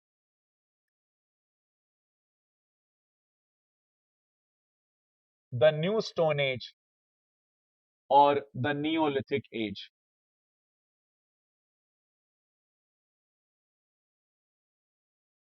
And what happened over here? That we have the beginning of agriculture.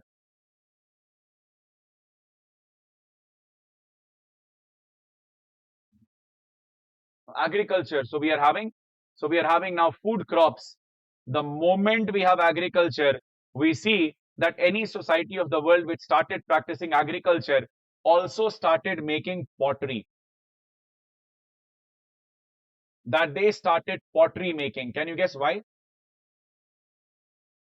Okay, fine, to store, and also that generally you will see that meat can be roasted by directly putting it on fire, but to cook food crops you need a vessel, a utensil, a pot. That is how pottery making also started.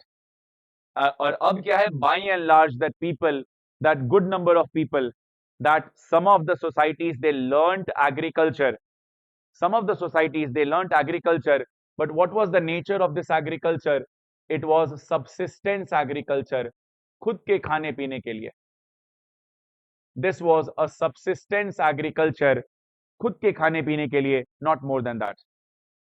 But now they could afford to lead a settled way of life. क्यों? क्योंकि जहां पर बैठा हुआ है वहीं पे खाना मिल रहा है. So we see the emergence of village settlements. That we see the rise of village settlements. Village settlements. For example, the first village settlement was Mehergarh. This is in Pakistan. Put a star mark. The first village settlement is Mehergarh in Pakistan. This was the first Neolithic village. Is village may we have remains of, we have evidences of animal domestication, we have evidences of agriculture, etc. Okay. Second, that in Kashmir we see two important Neolithic sites. Okay, two important Neolithic sites. One is called as Gufkral and the other is called as Burzahom.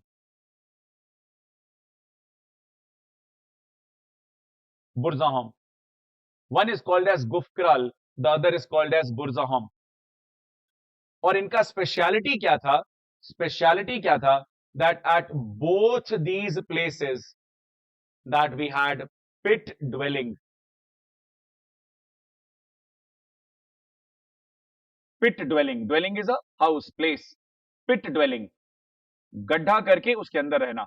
Any guesses why? Pit dwelling. PITDWELLING. Pit dwelling. कि एक गड्ढा करके और उसके अंदर रहते थे. Any guesses why? Because Kashmir has what kind of climate? Cold climate.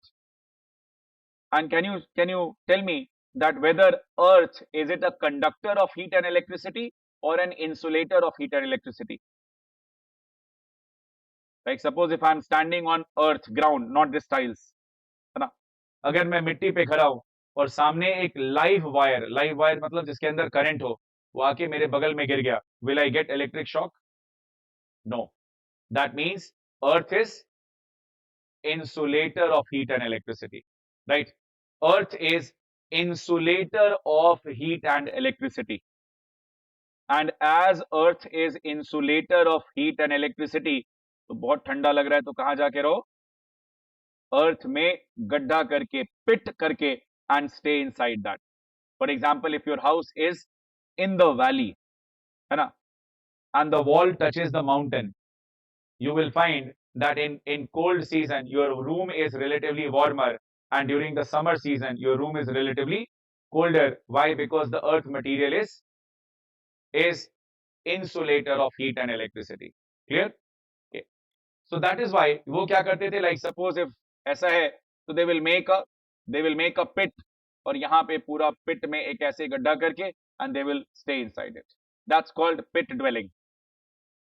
And now, especially in Burzahom, we see a very unique thing. Only in Burzahom, not in Gufkiral, that they had a practice of dog burial with human graves. Dog burial with human graves. They had this practice of dog burial along with human graves. जहां पर इंसान को बरी किया, वहीं पर dogs were buried. That is to be seen in Burzahom, dog burial along with human graves. Okay, that is to be seen in Burzahom, dog burial along with human graves. Okay, copied.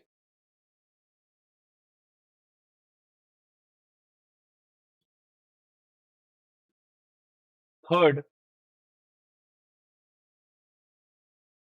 in UP, that there is a place called Chopani Mando. Chopani Mando. Chopani Mando was very famous for pottery making. For pottery. Chopani Mando is famous for pottery making. And another place called Kol Dehwa. Kol Dehwa, we have the first evidence of rice cultivation.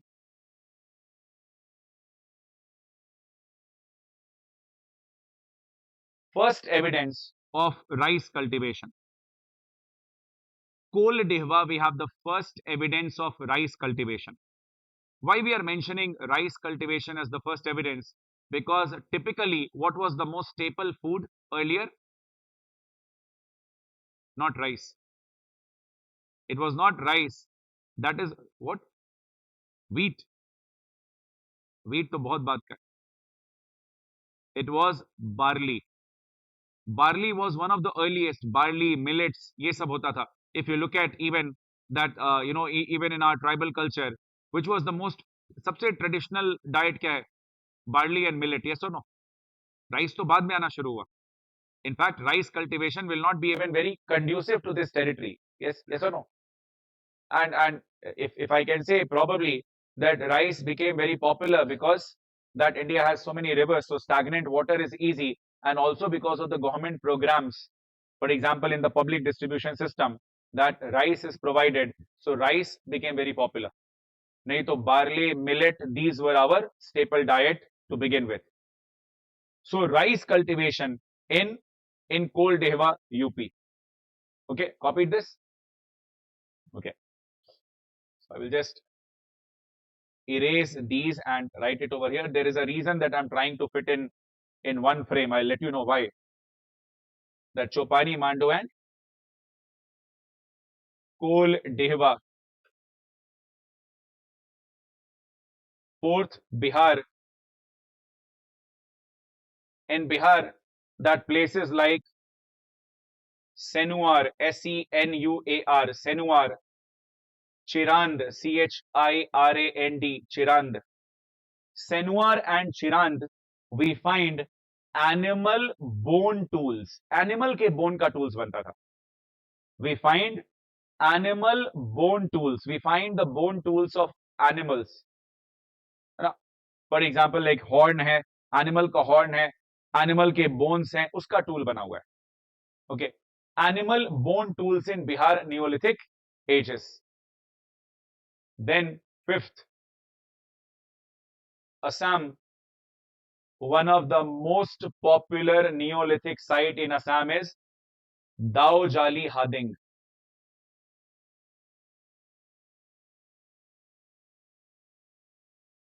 Daojali Hading. Daojali Hading. Daojali Hading. Arunachal का दाव अभी news में था some time before. Why? It got GI tag, the geographical indicator tag, है ना. बस मैंने ये पढ़ा तो वो मुझे दिमाग में आया. दाव दाव जो है उसको GI टैग मिला है, ज्योग्राफिकल इंडिकेटर टैग. ओके, ये दाव जाली का उससे कोई लेना देना नहीं है. I am just giving you an information. Okay, so Daojali Hading in Assam. And finally, sixth, now in Arunachal Pradesh. Can you name some Neolithic sites? Yes. Now is your turn. Parsi Parlo.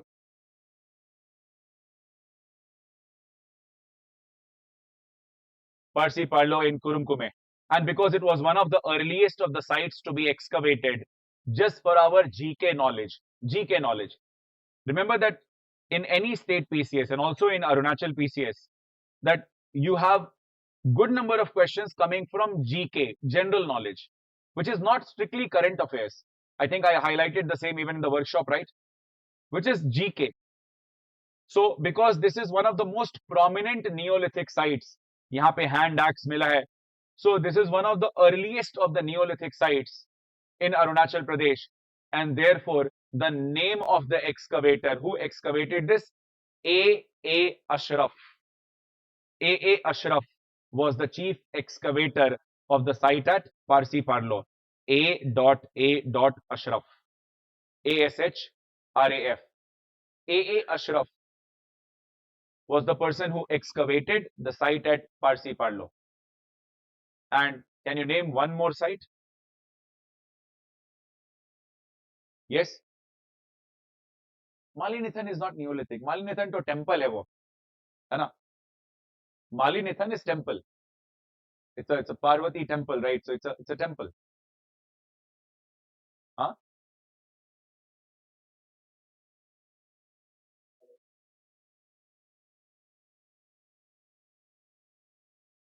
Taksin. Where it is? Upper Subansiri. So this is Kurumkume. This is Upper Subansiri. Taksin in Upper Subansiri.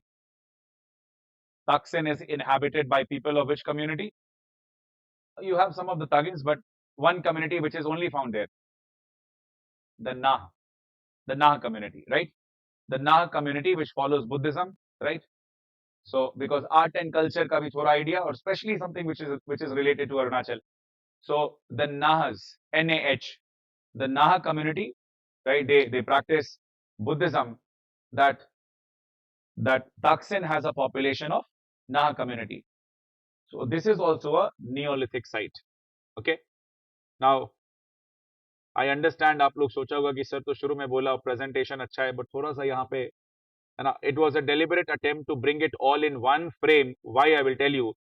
Because that every day that you study in class, right, keep this target with you. I'm sure that we are all motivated, we are all dedicated to qualify this year, right? So you will have to do something special effort. You will have to make some very, very special effort, right? The special effort by because the advantage is that you have a limited time. You know that you cannot waste time, right? You have a lot of motivation because you know that you are going to write the exam. But then remember that also that you have a limited time, you have to make the most of it.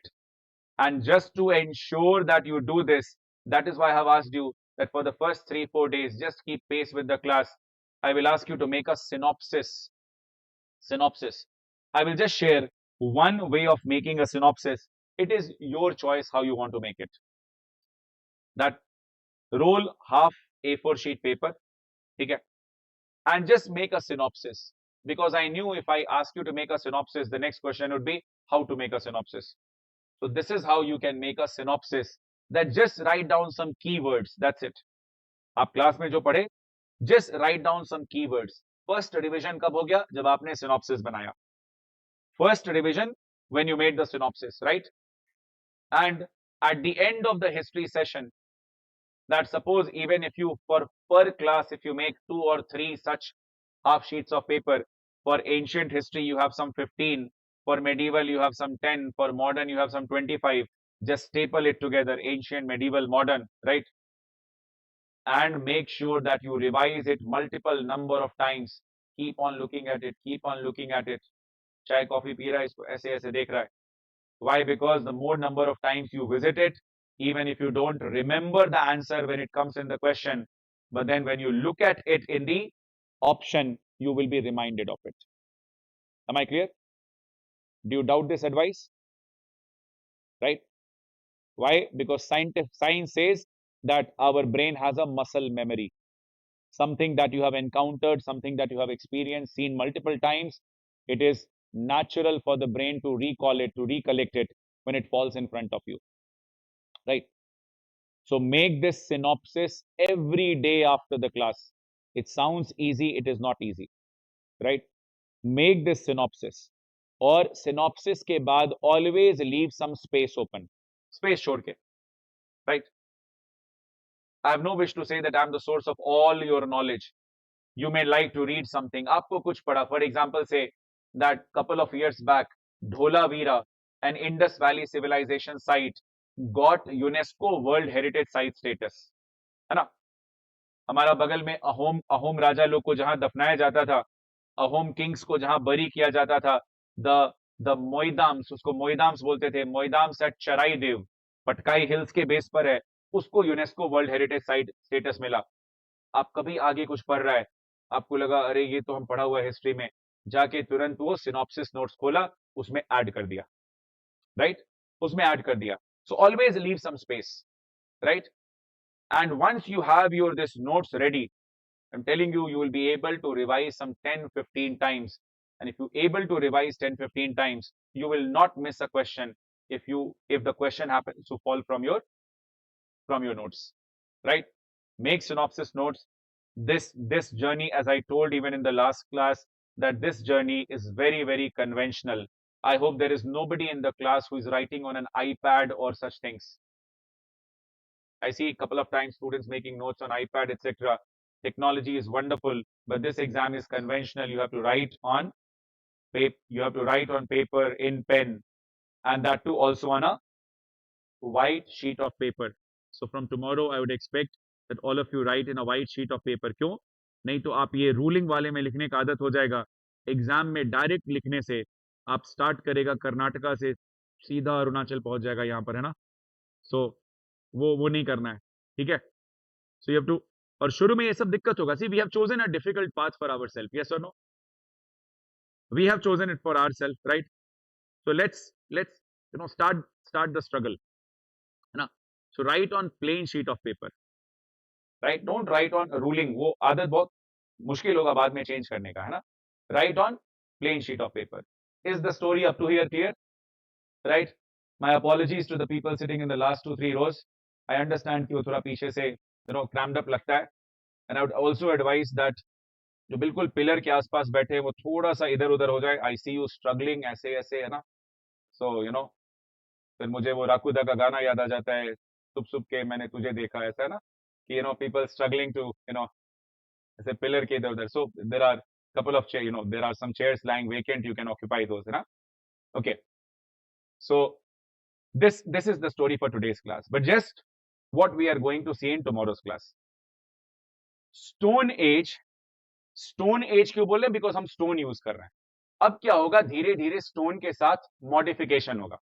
For example stone is not as strong as a metal, right? Stone is not strong as a metal. तो अगर हम stone को metal के साथ mix कर दे तो उसका strength बढ़ेगा, right? The strength will go up. And can we really use metal with stone? Yes or no? Because I think our class 6th or 7th ka science knowledge tells us that metals can be beaten into a sheet and metals can be drawn into a wire. What is that? Malleability and ductility. Metals are malleable, metals are ductile, metals can be beaten into a sheet, है ना? Aluminium का box वैसे ही बनता है ना, sheet में beat करके. So suppose that if this is my stone tool, ये मेरा stone tool है, मैं क्या करूंगा, इसके ऊपर एक metal का sheet लगा दूंगा, तो इसका strength बढ़ गया. मैं क्या करूंगा, इसके ऊपर एक metal का wire wrap कर दूंगा, तो इसका strength बढ़ गया, right? The earliest metal known to human beings was copper. तो जब हम ये सारा एज पढ़ रहे हैं, कॉपर के mines are there in Rajasthan, Khetri mines in Jhunjhunu district Rajasthan. That Khetri mines, वहां पर कॉपर मिलता है. So people in Rajasthan and nearby areas, what they started to do, that they started using copper and they started mixing copper with stone. Copper in Greek is called as chalco. Chalco and stone, chalco and lith. So there will be a new age called as Chalcolithic era. Deccan और south India में लोग बड़े बड़े stone pieces use करना शुरू किए. कहां पे? खासकर जहां पर डेड बॉडी को बरी करते थे, उसके चारों तरफ बिग स्टोन पीसेस से they used to create a boundary, right? So that animals do not trespass. So big stone, that means big को क्या बोलते हैं? स्मॉल को माइक्रो, बिग को मेगा. हाँ, मैक्रो भी बोलते हैं, बट मेगा भी, ठीक है, यूर करेक्ट. मेगा, है ना? Mega stone is lith, megalithic age, ठीक है, मेगालिथिक एज. तो ये भी चलते रहेगा. बट देन यहां पर एक बहुत इंटरेस्टिंग कंटिन्यूटी हुआ, that people started practicing agriculture, right? People started practicing agriculture. Agriculture will flourish in area which has fertile soil, and agriculture will flourish in area where you have ample water supply. We know that this region in northwest of India, Pakistan, right, then coming to India, Kashmir, all these regions on the foothills that people used to live, right, in the northwestern part of India, that when people were living,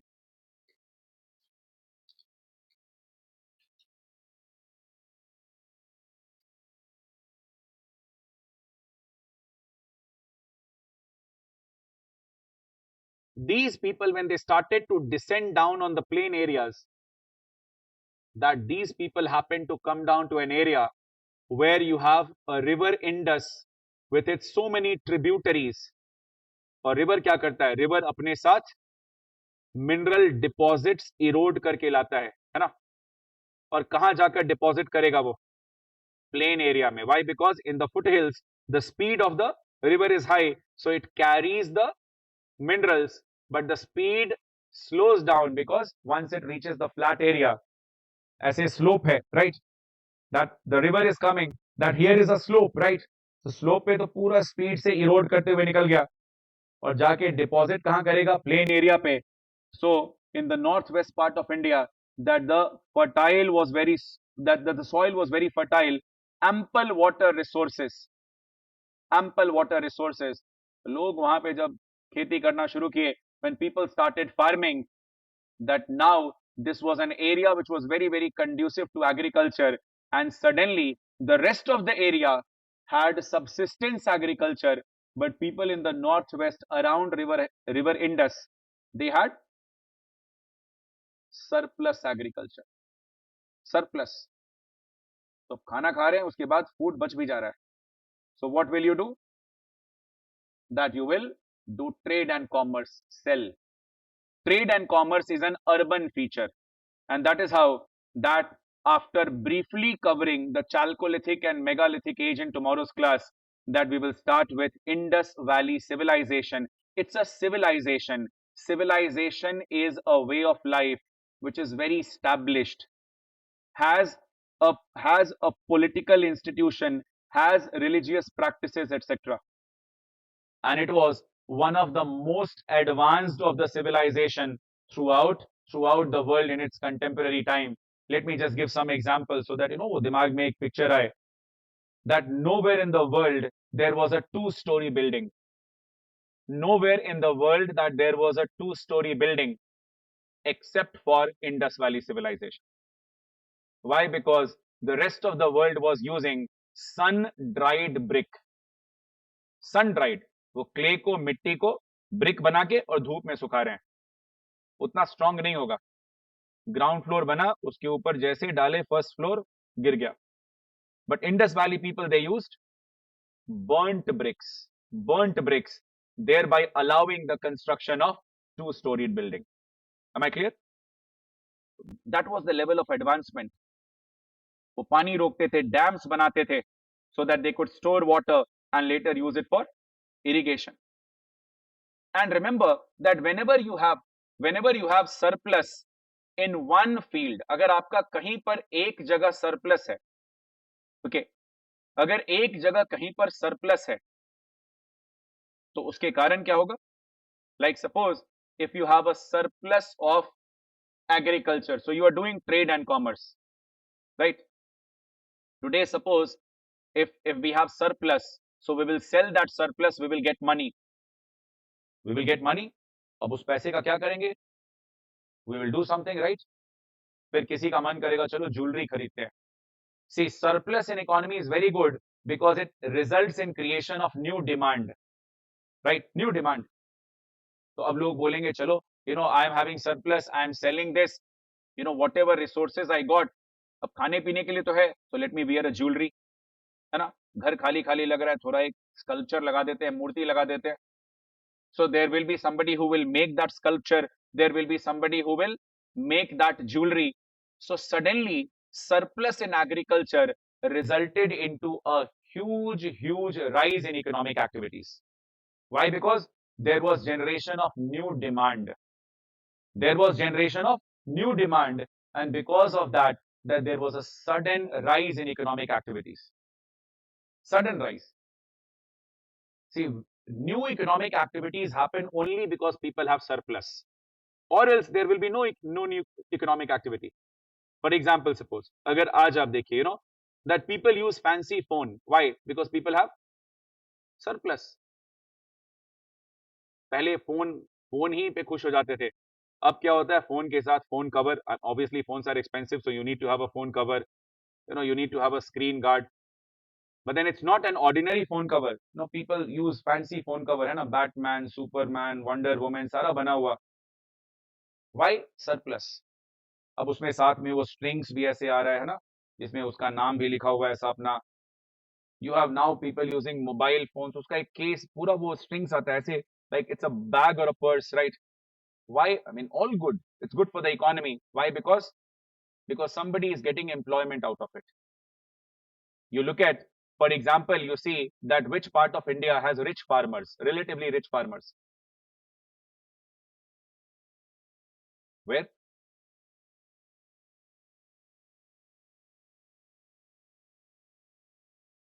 Punjab, Haryana, these regions, right?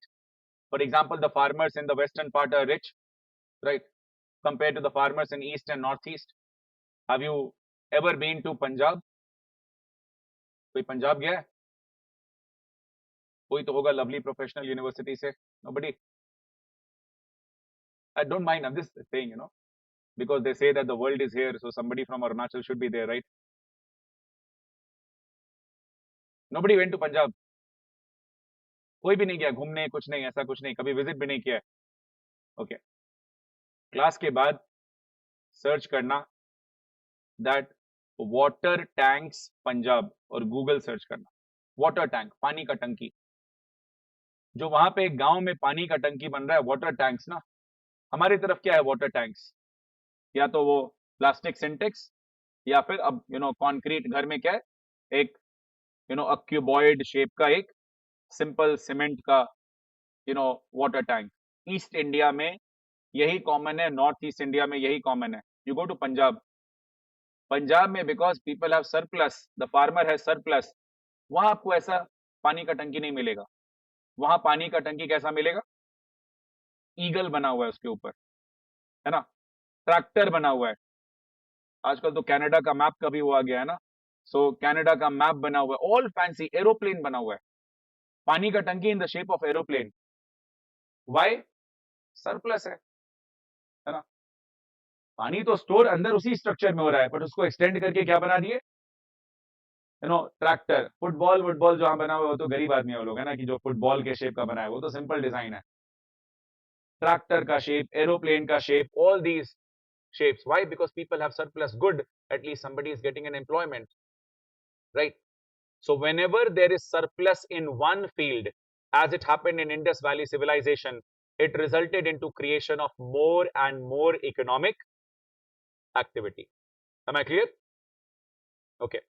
Now, although I do have 20 more minutes, but then I think I should not trouble you more on the very first day, right? But I will not leave you early. I will never allow this sense of discipline to break. So let me tell you that एक आपने पढ़ा, अब questions कैसे आ सकते हैं इस पे, right? Questions, how questions can be asked on this? Questions APPSCC में, the questions have come very, very direct, as simple as that. That even if you look at the UPSC questions, UPSC, you look at the questions of UPSC after 2022-23, history questions are very, very direct. For example, I'll tell you, as direct as that Indus Valley civilization में, the image of dancing girl is made of which material? Which material? Now understand, if you know the material good enough, you cannot think anything, yes or no? Why? Because, see, in history, whenever you ask any application based question, then you are entering into a very risky zone. Because my interpretation can be something else, your interpretation can be something else, yes or no? In fact, we live in a country wherein, you know, that large section of population considers Mahatma Gandhi as the father of the nation, and unfortunately that some people even raise fingers against him, accuse him, right? Yes or no? Historians like Kangana Ranawat, right, that they raise questions over the contribution of Mahatma Gandhi. You have many people, unfortunately, that a member of parliament celebrates the killing of Mahatma Gandhi, right? तो जब इतना weird और पागलपन का interpretation हो सकता है on the contribution of somebody who is celebrated as the father of nation, that a member of parliament, है ना, celebrates the assassination of Mahatma Gandhi. अब सोचिए कि अगर जहां पर ज्यादा एप्लीकेशन बेस्ड क्वेश्चन आ गया, इंटरप्रिटेशन, कि महात्मा गांधी ने ऐसा क्यों किया, बुद्ध ने ऐसा क्यों बोला, people will have different opinion. So therefore, for that reason, in history, application based questions do not come, and application based questions are very, very risky because it is possible that the answer will change from one person to another. So questions are very, very straightforward to the point, जिसमें minimum controversy हो सके, right? जिसमें minimum controversy हो. Am I clear? So just fact. So how questions can come? That Homo sapiens appeared during which of the following period? Middle Paleolithic age, upper Paleolithic age, Mesolithic age, Neolithic age. है ना? Option दिया हुआ, चलो अभी आप पढ़ा है, जरूरी नहीं है याद रहो, बट कहां था? Upper palaeolithic, right? That which are the typical stone tools of Mesolithic era? Mesolithic era क्या है? Microlith, है ना, इस तरीके से. That Adamgarh in Madhya Pradesh and Bagor in Rajasthan are famous for A, pottery making, B, rice cultivation, C, animal domestication, right? D, that's a pit dwelling, right? Chopani Mando is famous for 4 options, right? In which of the following Neolithic sites we see the unique practice of dog burial along with human graves? Options दिया हुआ, Senuar, Chirand, Burzaham, Gufkral. Pure factual questions, right? That is why I'm saying you that please get into a habit of making synopsis और बस बैठ के उसको पढ़ते रहना है, देखते रहना है, right? Always be in that preparation mode. Study, sleep, some bit of hobby, so that you know the frustration that builds up over a period of time, you have something to relax, right? And nothing else, right? Nothing else. All the questions which are sent on the day, please make sure that you solve it on the same day, because something that gets piled up for tomorrow will never be done, right? So solve in real time. All the questions that we discuss on the same day, trust me, it will look like very easy, है ना? But then probably the same question that I asked you today, the same question that Adamgarh and Bagor were famous for after 20 days, maybe after studying medieval, modern history, everything, that there will be some element of confusion, yaad nahi aayega. When you will remember, only and only when you have a only and only when you have a synopsis that you keep on looking, और या आप जो पढ़ाई किया है notes उसको बार बार देखते रहेगा तब, right? What we will do, how we will do, we will cover topics on a daily basis, that we will be solving dinner digest question. Today I have not covered a lot of topic, so let me start with the exercise maybe tomorrow. Okay, and remember that tomorrow Indus Valley civilization topic, every time that there has been a question in APPSC on it, right? So it's a very, very important topic. And that will be, so for example, of all the say 22 classes around, that you will have some 10 questions, 9, 11, 12, kabhi aise bhi ho sakta hai, 10 questions every day. So how many questions? 220 questions. And then after that, I will take a 100-question test right on the day that I complete the portion. Okay? Immediately after that. So please, I've informed on the very first day itself. So how many questions? 320 questions. 100 questions additionally that you will get. That will be my birthday gift to you for the coming year, right? So overall, 420 questions. Because 420 doesn't sound like a good number. So I'll make sure I give you 1 or 2 more questions, right? So roughly we will try to solve at least 500 questions, hoping that because the nature of question is very factual, that at least कुछ तो 4-5 question उससे direct आ गया तो बहुत अच्छा है, and the knowledge that we gain from there should be able to solve some at least 12-13 questions of history, right? So with that agenda that I've started the class today, let's keep our target simple and good enough to qualify the prelims examination. Fine. So your task for today is that you will be making this synopsis, right? और बस आप उसको देखिए कि अच्छा इससे question क्या आ सकता है, that where do we find pit dwelling, which was the earliest Neolithic village settlement, right? Earliest Neolithic village settlement. So these kind of questions. Okay. Which of the following, yeah, match the states, Neolithic site and state, कौन कहाँ पर है, right? These kinds of questions. Okay. We'll make sure that we practice a lot of questions, because if we don't do that, then many a times we study and we really don't get confidence. When you solve questions and you solve the questions on a daily basis, वो बनना शुरू होगा, you will get confidence. And as I said in the workshop also, that the first strong dose of motivation that you will get is that when you get the first ray of hope कि शायद मेरा निकल सकता है, शायद, then you will have that wave of happiness in your body, and probably you will work very, very hard, right? So that is one important thing. वो कब आएगा वो sense of confidence? When you solve questions. Anybody, अच्छा, don't raise hand, it can be an embarrassing question, but still, anybody जिनको है ना, it's been long time that we have not studied,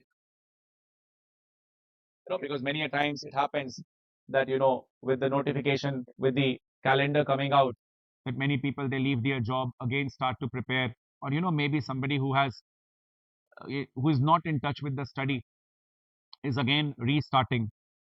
For those boys and girls, I advise that try this early morning study formula.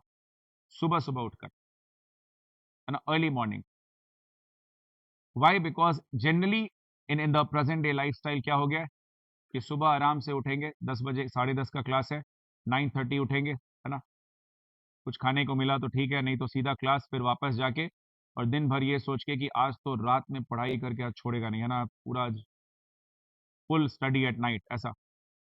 But what happens throughout the day, you have a pressure of thought that I have to study at night, right? So you're always under that pressure. You did not have a good beginning to the day. You did not have a happy hormone, in the beginning of the day. So rather, especially those who are studying very well at night, please continue to do so. Don't take my advice. But then those who are starting their journey, है ना, उनका काफी time हो गया पढ़ाई किया हुआ, they are feeling a little bit of dilemma कि पता नहीं हम पढ़ पाएगा या नहीं.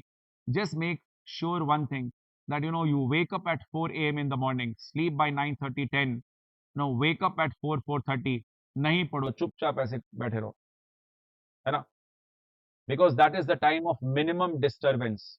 All the disturbing elements, they have slept at 2:33, so nobody will disturb you, है ना. ना तो उस समय लास्ट इंस्टाग्राम रील वो 2:30 पे आया था, वो सारे लोग अब सो चुके हैं. 4:30 आप 4 बार मोबाइल चेक करेगा, फिर 5वां बार सोचेगा कि चलो थोड़ा सा कुछ पढ़ाई कर लेते हैं, है ना. Whenever you study, prefer, I am sure that we are not in that phase of life where we have too much of social and family obligation, right? So we can afford to put our phone on silent mode, right? If possible on aeroplane mode. The mobile phone is one of the biggest disturbing element in today's world, right? Those who have a habit of studying with internet, there is a app, it's a do not disturb app, where wherein you can block the calls at that time or messages, right? Because if you have a habit of using internet, you will be using your mobile phone. Okay, so block the calls, right? Study थोड़ा थोड़ा करके शुरू में, do not make unrealistic targets, right? I'm sure that some of us will be making routine and all at this point of time. He start कर रहा है routine, 6 o'clock उठा, 6:15 तक breakfast, 6:30 पढ़ना शुरू किया, 9:30, मतलब some of the routines that I see, I get so afraid. मैं सोचता हूँ मैं इस पे क्या yes no लिखूं, मैं तो खुद देख के मुझे डर लग रहा है ऐसा रूटीन, है ना. Don't make इतना ये डराने वाला रूटीन मत बनाइए, right?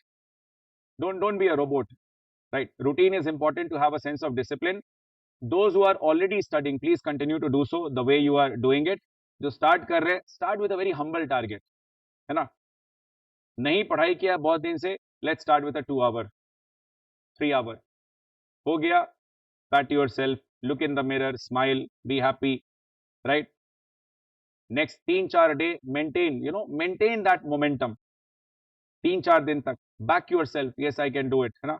Then raise the bar a little, achieve that target, because what happens when we repeatedly fail on our targets, we give up, right? We give up. So make a humble target, achieve it, make it a habit, right? Then raise the bar, थोड़ा सा incremental, achieve it, be confident कितना तो हम कर लेगा, again raise the bar, right? Develop that into a habit. Don't directly go for a jump कि एक दिन में आज से, you cannot start कि पढ़ाई नहीं किया बहुत दिन से और आज से तो हम 10 घंटा पढ़ाई करेगा. It's not humanly possible, right? Okay then. So see you tomorrow. Thank you very much. Anything from your side?